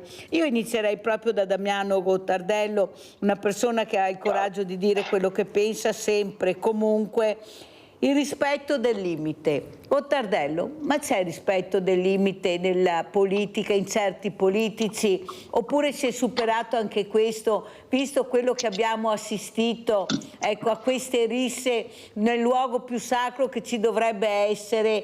Ecco, io penso che poi questi giovani, queste persone che vedono, veramente si chiedono: ma è questa la politica, una certa politica? C'è un limite che non si può sorpassare in politica, che è l'etica. Gottardello. Mirella, intanto guarda, grazie per avermi chiamata e avermi fatto questa domanda. Io come si può dire, suggerirei che i politici, prima di assumere una carica, anche se fosse solo quella di consigliere comunale di un comune di 1000 abitanti, facessero un'esperienza fra le persone che sono in difficoltà. Tu col lavoro che fai porti un esempio grandioso nelle relazioni fra le persone di ciò che si può fare partendo da niente, perché alla fine tu sei partita con niente e hai tirato su un'organizzazione che dà sostegno a tantissime persone. Partendo da niente, cosa può fare un politico se ha l'attenzione e la sensibilità verso gli altri? Perché faccio questo ragionamento? Perché purtroppo oggi la politica è diventata una forma autoreferenziale, cioè nel senso che io sono, a me spetta, sono io che decido e che so cosa fare. In realtà tu hai in mano la cosa più importante che ti è stata affidata dai cittadini, che è il loro futuro. E la prima cosa che un politico deve avere a mente è di cercare di non lasciare indietro nessuno, nel senso che è impossibile che non ci siano delle difficoltà, ma se tu alla fine, invece di guardare ciò che ti sta attorno e quindi programmare il futuro delle famiglie, capire quali sono le difficoltà di tanti giovani, di tante donne, di tanti padri separati, perché poi alla fine abbiamo anche questo fenomeno che si inserisce dentro che è come si può dire, il motore di povertà. Ti dedichi a dare questi spettacoli per dire questo è quello che io faccio per difendere la mia visione.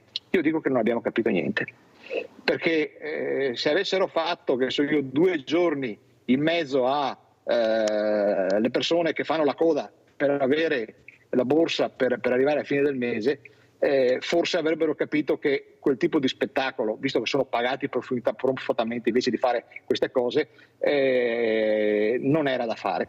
Dico, non l'hanno superato il limite, non ci sono mai arrivati perché non ce l'hanno, questo è il problema di fondo ed è una cosa vergognosa.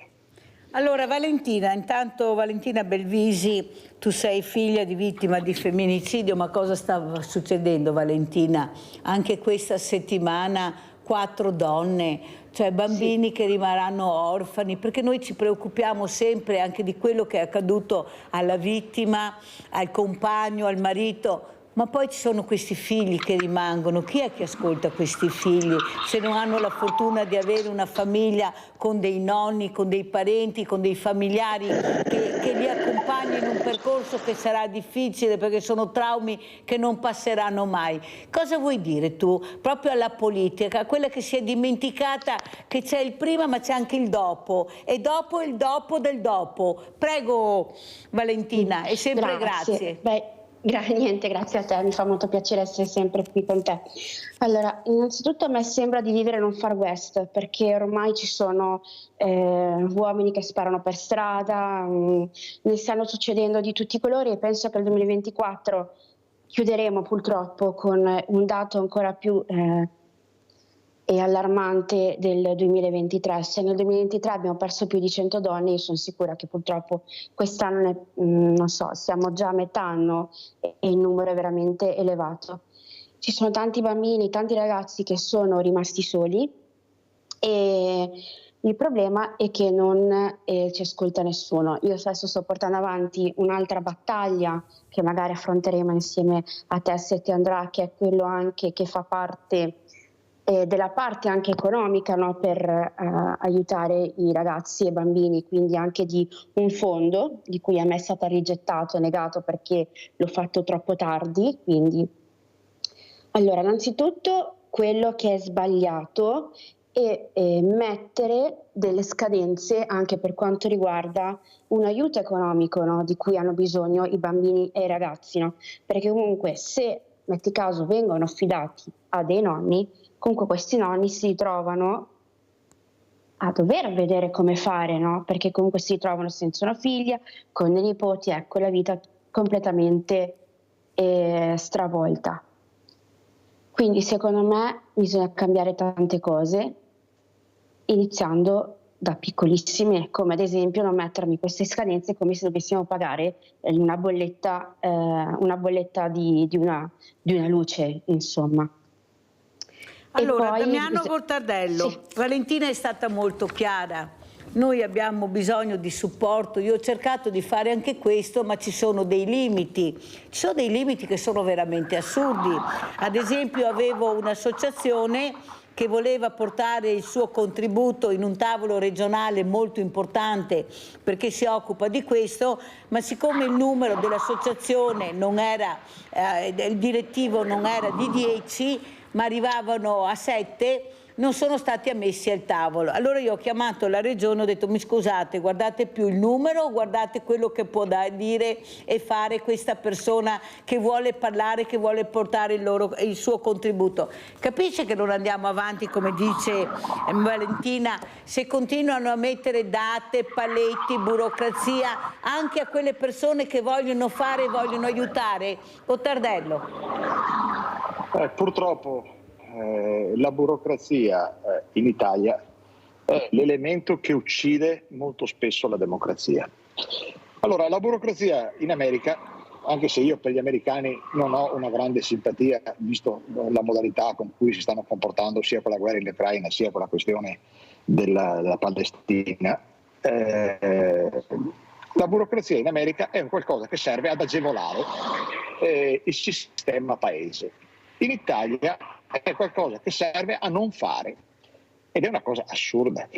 Qua, quando si dice che bisogna fare delle riforme, altro che riforme, cioè bisogna cominciare a togliere, come si può dire, dei paletti che molto spesso sono inutili. Se l'associazione invece di essere di 10 è di 6 persone, cosa cambia?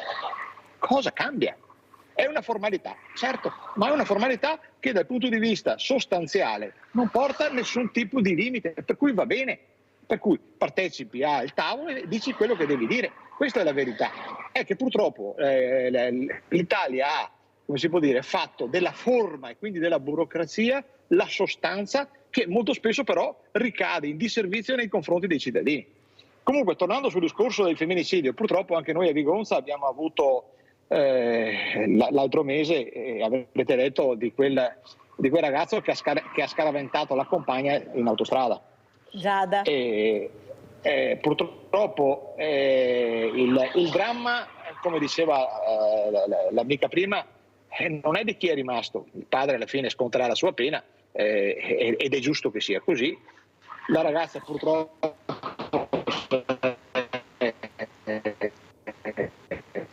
abbiamo la connessione in macchina, Gottardello, la prossima volta in presenza, se no guai. Abbiamo Sebastiano da Abano, intanto che Gottardello mette a posto la connessione. Vai Sebastiano. Lei e i tuoi ospiti. Allora, niente, per quanto riguarda il femminicidio, purtroppo lei lo sa come la penso io e la pensiamo io e lei uguale. Quando una donna denuncia, intanto immediatamente deve essere allontanato il compagno o il marito, non che la donna la togli dalla casa con i figli, perché è la donna la vittima, non l'uomo, quindi si prende l'uomo e si chiude in un centro di recuperi prima. Poi volevo sapere una cosa, non so, mi sembra che l'ospite che ha in collegamento, sia il primo che ha avuto e sia il secondo, sono alla guida dell'auto. E io sono del parere, quando si guida bisogna soltanto guidare, quindi non fare il collegamento, oppure uno si ferma e si fa il collegamento. Bravo Sebastiano. Anche in questa maniera succedono purtroppo gli incidenti, quindi basterebbe fermarsi un attimino. La ringrazio signor Minella e buongiorno. Allora, grazie Sebastiano. Allora Valentina, cosa vuoi dire a Damiano Gottardello? Ecco, cosa chiederesti tu alla politica? Tu sai che io sto cercando di portare queste associazioni proprio a farsi ascoltare dalla Premier Giorgia Meloni, visto che ha detto io sono Giorgia, sono una di voi. Io spero che ascolti anche quelle voci che non sono mai arrivate a questi tavoli importanti. Prego Valentina.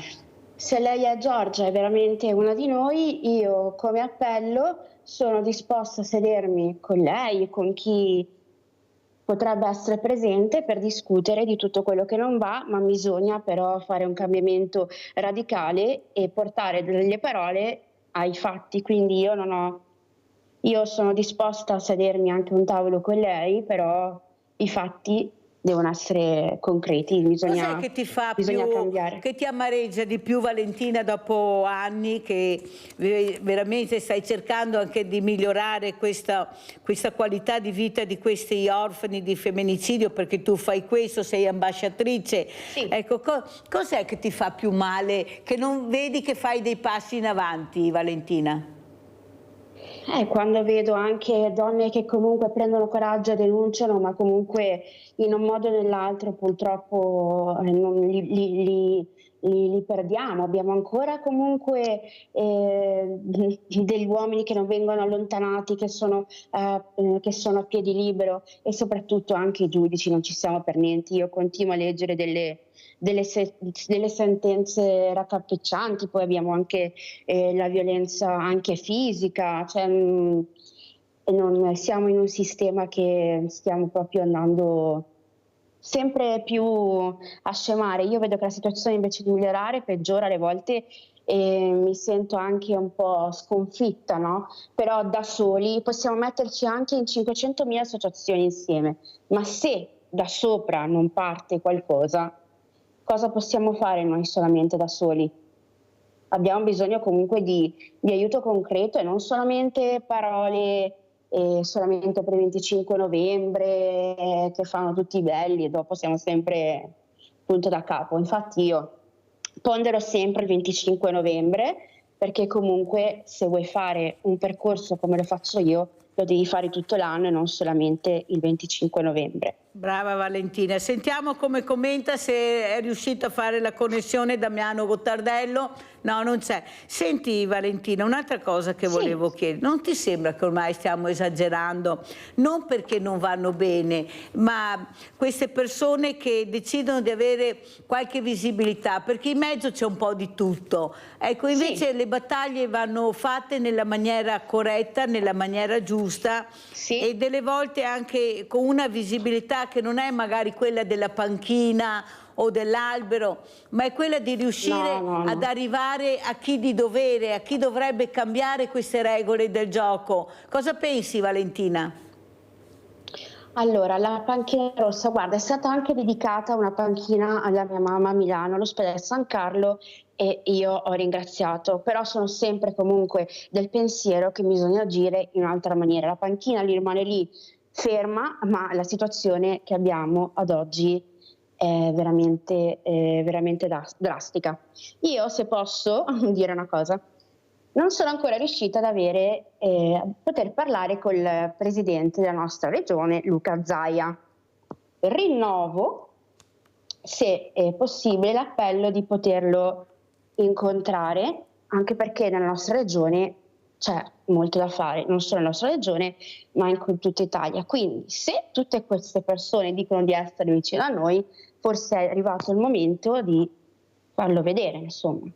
Senti Valentina, questo silenzio che veramente è un silenzio assordante, che vi dà fastidio, perché voi avete bisogno di un supporto immediato. Stiamo parlando di femminicidi con degli orfani che quasi sempre sono minori, e oltre al trauma devono anche poi subire anche degli attacchi anche rivolti verso la famiglia, ecco, che non si sa bene che fine farà a chi verrà affidato questo bambino, questo ragazzo, questa ragazza, in un'età anche molto critica, dove dovrebbero crescere serenamente, con un trauma che non sarà solo un psicologo, un psichiatra, un psicoterapeuta ad alleviare, ma sarà il percorso che faranno, ecco, accompagnati dalle persone che veramente si dedicano a questo. Cosa vuoi dire, Valentina?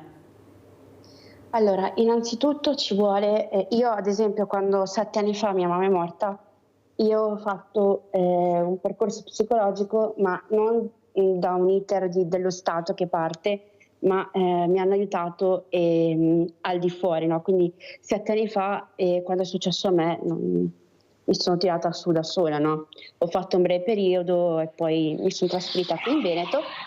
Non ho fatto nessun tipo di percorso, mi sono trasferita da sola, insomma. Poi nella sfortuna ho trovato la mia fortuna, però ci deve essere veramente una guida, perché sono cose che comunque rimangono. Io ad oggi sì, faccio tante cose, ho miei alti e bassi, è una cosa che non passerà mai, però bisogna proprio guidare queste famiglie e questi bambini, perché capisci, non siamo tutti uguali, non si sa come reagiscono, soprattutto in età.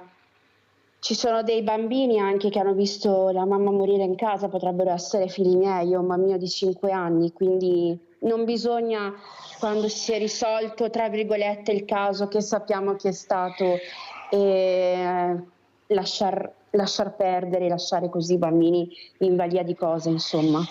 Allora è tornato Damiano Gottardello, non so se ha un albero dietro, vedo un qualcosa, non so cosa sia, comunque... È una villa. Eccoci qua. Allora Gottardello, quello che rammarica Valentina è che non è stata ascoltata, non ha ricevuto risposta dal presidente Luca Zaia, lei vorrebbe parlarci.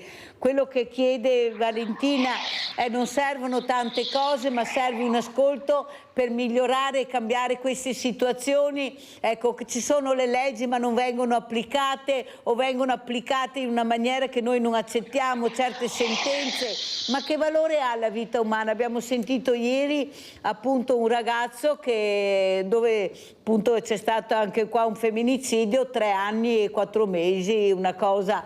Ma che valore ha la vita per la politica? Perché poi è la politica che legifera, è il Parlamento che legifera, perché noi diamo la colpa ai giudici, ma i giudici applicano le leggi che vengono fatte in Parlamento, anche se a discrezione, perché ormai abbiamo leggi a interpretazione e a discrezione. Prego Gottardello. Mirella, quando abbiamo aperto, chiamiamola questa conversazione prima, la domanda era: ma uno spettacolo indecoroso come una rissa in Parlamento, cioè, che limite può avere? Ecco, io parto proprio da questo. Se la modalità con cui si costruisce le risposte alle domande che danno i cittadini è fatta da quel tipo di rissa, o meglio, non da una rissa, capiamo che non c'è la sensibilità, l'attenzione per fare un lavoro che effettivamente dia delle risposte concrete e precise. Io se mi chiedessero cosa bisognerebbe fare, quando qualcuno usa un luogo sacro come il Parlamento, ma anche se fosse un consiglio comunale, cioè tanto per capirci, per dare uno spettacolo in cui io metto le mani addosso a un altro, indipendentemente da che partito sia, non c'è una franchigia, la prima cosa che farei, li bandirei dalla rappresentanza dei cittadini in qualsiasi situazione, non 3 giorni di penalizzazione. Ma di che cosa? Di cosa parliamo? Cioè vuol dire che tu per quel tipo di iniziativa sei sbagliato, e se sei sbagliato fai dei danni incredibili perché non hai la sensibilità e la capacità per affrontare queste robe. Se tu hai bisogno di fare una rissa per far valere quelle che sono le tue visioni, vuol dire che non hai capito niente, e dopodiché ci lamentiamo se ci sono situazioni che si declinano. Quello è un luogo sacro, è come se si andasse a litigare in chiesa, una cosa assurda. Questo è il vero problema, è la mancanza di una, come si può dire, di una formazione etica all'interno di quelle che sono le persone che ci vanno a rappresentare. Senta Gottardello, ma secondo lei un ministro, se è indagato, si deve dimettere? Cioè, allora, indagato bisogna capire di cosa parliamo, perché alla fine abbiamo visto che nei periodi di Tangentopoli bastava fare un avviso di garanzia e questo faceva sì che si dimettesse, salvo dopo 10 anni, come si può dire, fare in modo che alla fine 3 righe dicevano no, non è niente vero. Bisogna capire il tipo di contestazione e il tipo di, come si può dire, di concretezza che c'è su questa indagine. Perché se parliamo di un abuso d'ufficio in cui alla fine la maggior parte dei casi è su questo, io dico anche no. Se dopo parliamo di casi più gravi, secondo me bisognerebbe valutare caso per caso, non vuol dire indagato. Indagato vuol dire che stanno verificando se tu sei a posto. Ma allora in attesa della verifica, in questo momento viene una sospensione, in attesa che venga fatta chiarezza. Ti autosospendi, cioè nel senso legittimare l'autosospensione in attesa che si faccia chiarezza. Basta. Questo secondo me è una cosa giusta, perché tu non stai esercitando il tuo mandato neanche serenamente, perché non sai cosa ti può succedere domani, per cui non sei, se la vediamo dal parte dell'individuo. Il buon senso direbbe di fare questo. Valentina, certo secondo te c'è buon senso, dopo tutto quello che hai passato tu, i confronti che hai fatto, su quello che è veramente il servizio alla persona, il servizio al bisogno della famiglia, della persona? In questo caso poi se si parla di minori o di traumi terribili, cosa vuoi dire, Valentina? Ma buon senso forse di facciata, perché dopo tutto quello che vediamo dietro è veramente un mondo difficile. Ad esempio anche noi con Edera vediamo che gli orfani continuano ad aumentare, e spero che qualcuno ci cominci ad ascoltare, iniziando dalle leggi. Quindi ci deve essere l'ergastolo, e l'ergastolo è quello deve rimanere. Senti Valentina, Luigi? io sono anni che dico che io sono veramente allibita, sconcertata, amareggiata. Proprio visto anche i femminicidi, dove questa persona, questa donna viene massacrata magari di botte e lei deve andare in comunità con i figli e lui rimane a casa tranquillo. Non sarebbe tempo di portare via l'uomo, di metterlo lui in comunità e di lasciare a casa in sicurezza questa donna con i suoi figli, con la sua casa, con le sue cose, col lavoro, e portare lui in comunità? Perché anche qua non ne andiamo fuori. Prego Valentina. No, perché dobbiamo essere noi che non abbiamo fatto niente, che non siamo sbagliati, dobbiamo allontanarci, perdere il lavoro, cambiare città? Non esiste. Noi abbiamo la nostra casa, i nostri figli, dobbiamo rimanere noi a casa. Sono loro il problema, sono loro che non stanno bene, quindi devono essere allontanati, portati via e fatti tutti gli accertamenti del caso, essere presi in cura, e bisogna lasciarli lontani da noi, perché dopo passa poco e comunque loro o non vengono allontanati o stanno lì, e dopo succede quello che sentiamo tutti i giorni. Gottardello, lei come politico, come uomo, cosa dice? Ancora una volta la donna deve subire, nonostante sia stata massacrata, violentata, picchiata, deve lei andare via con i figli. Hai sentito cosa ha detto Valentina? Ecco, questo sarebbe un passo avanti anche culturale che dovrebbe fare e deve fare la politica. È l'uomo che deve essere portato via da casa, non andare via la donna con i figli. Prego. Allora, sono d'accordo con questo, perché al di là, perché noi parliamo sempre uomo-donna, ma in realtà la vera vittima di queste situazioni sono i figli, perché sono loro che subiscono il trauma per tutta la loro vita. I loro genitori, giusta o sbagliata, la scelta della loro vita l'hanno fatta. Sono i figli che devono costruirla e creare un ulteriore trauma, spostandoli da quelle che sono le loro situazioni, i loro rapporti, le loro relazioni. Cioè, mettiamoci dentro tutto di un bambino. È qualcosa che va ad aggravare il trauma già della relazione della famiglia. Per cui io, che non sono uno psicologo, ma credo che il buonsenso che dovrebbe coprire quando manca un'applicazione della legge o manca addirittura della legge. Cioè, una volta c'era il comportamento del buon padre di famiglia che si applica su quelle che sono le cose che dovrebbero essere fatte a tutela anche dei cittadini. È un passaggio, secondo me, questo di allontanare i ragazzi, e quindi con la madre. Sì, ma noi non abbiamo più bisogno di parole, Gottardello, abbiamo bisogno di fatti. Questi ragazzi hanno bisogno di fatti, di concretezza, perché se continuiamo a parlare, sì, è vero, è giusto, però non si fa niente, come dice Valentina, non andiamo da nessuna parte. Lei adesso fa parte di un partito che veramente comanda nel vero senso della parola, c'è una premier, cosa si fa?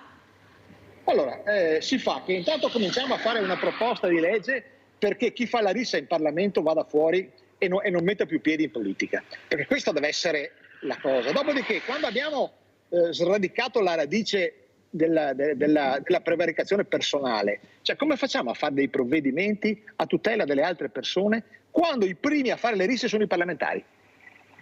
Ma dai, cavolo, cioè, questo è il vero problema. Dopodiché, una volta che abbiamo creato perché una volta c'era una selezione data dal voto del cittadino. Oggi il voto non c'è più, c'è solo il voto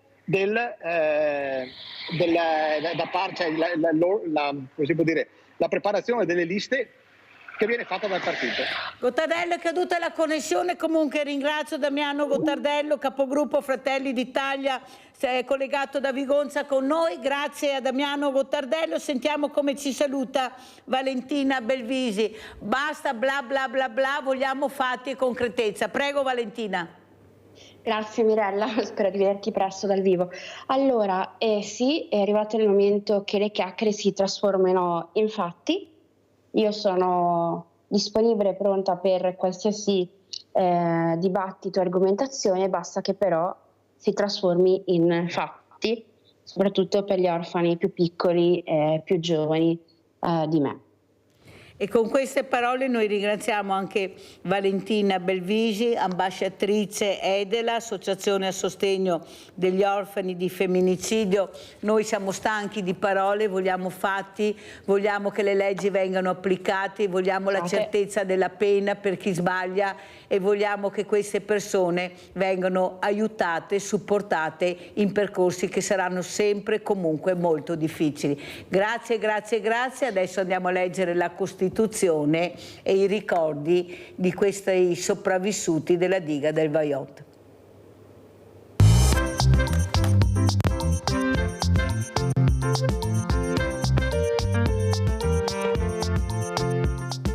Ed eccoci qui con la Costituzione italiana, come quasi tutti i sabato, perché è giusto, e poi leggeremo anche le testimonianze del Vajont di Micaela Coletti, che ha portato queste testimonianze per ricordare e non di sicuro dimenticare. Allora, eravamo arrivati all'articolo 114, l'articolo 115 è stato abrogato, allora leggiamo l'articolo 116. Il Friuli Venezia Giulia, la Sardegna, la Sicilia, il Trentino Alto Adige, Sud Tirol e la Valle d'Aosta, Valais d'Aoste, dispongono di forme e condizioni particolari di autonomia, secondo i rispettivi statuti speciali adottati con legge costituzionale, perciò questi sono autonomi. La regione Trentino Alto Adige Sud Tirol è costituita dalle province autonome di Trento e di Bolzano. Ulteriori forme e condizioni particolari di autonomia concernenti le materie di cui al terzo comma dell'articolo 117 e le materie indicate dal secondo comma del medesimo articolo alla lettera L, limitatamente all'organizzazione della giustizia di pace, possono essere attribuite ad altre regioni con legge dello Stato, su iniziativa della regione interessata, sentiti gli enti locali, nel rispetto dei principi di cui all'articolo 119, la legge è approvata dalle Camere a maggioranza assoluta dei componenti, sulla base di intesa fra lo Stato e la regione interessata. Avete capito perché si dice che l'autonomia è nella Costituzione, che anche noi abbiamo diritto ad essere autonomi, però bisogna che tutti siano d'accordo. È quasi un problema. Articolo 117. La potestà legislativa è esercitata dallo Stato e dalle Regioni nel rispetto della Costituzione, nonché dei vincoli derivanti dall'ordinamento comunitario e dagli obblighi internazionali.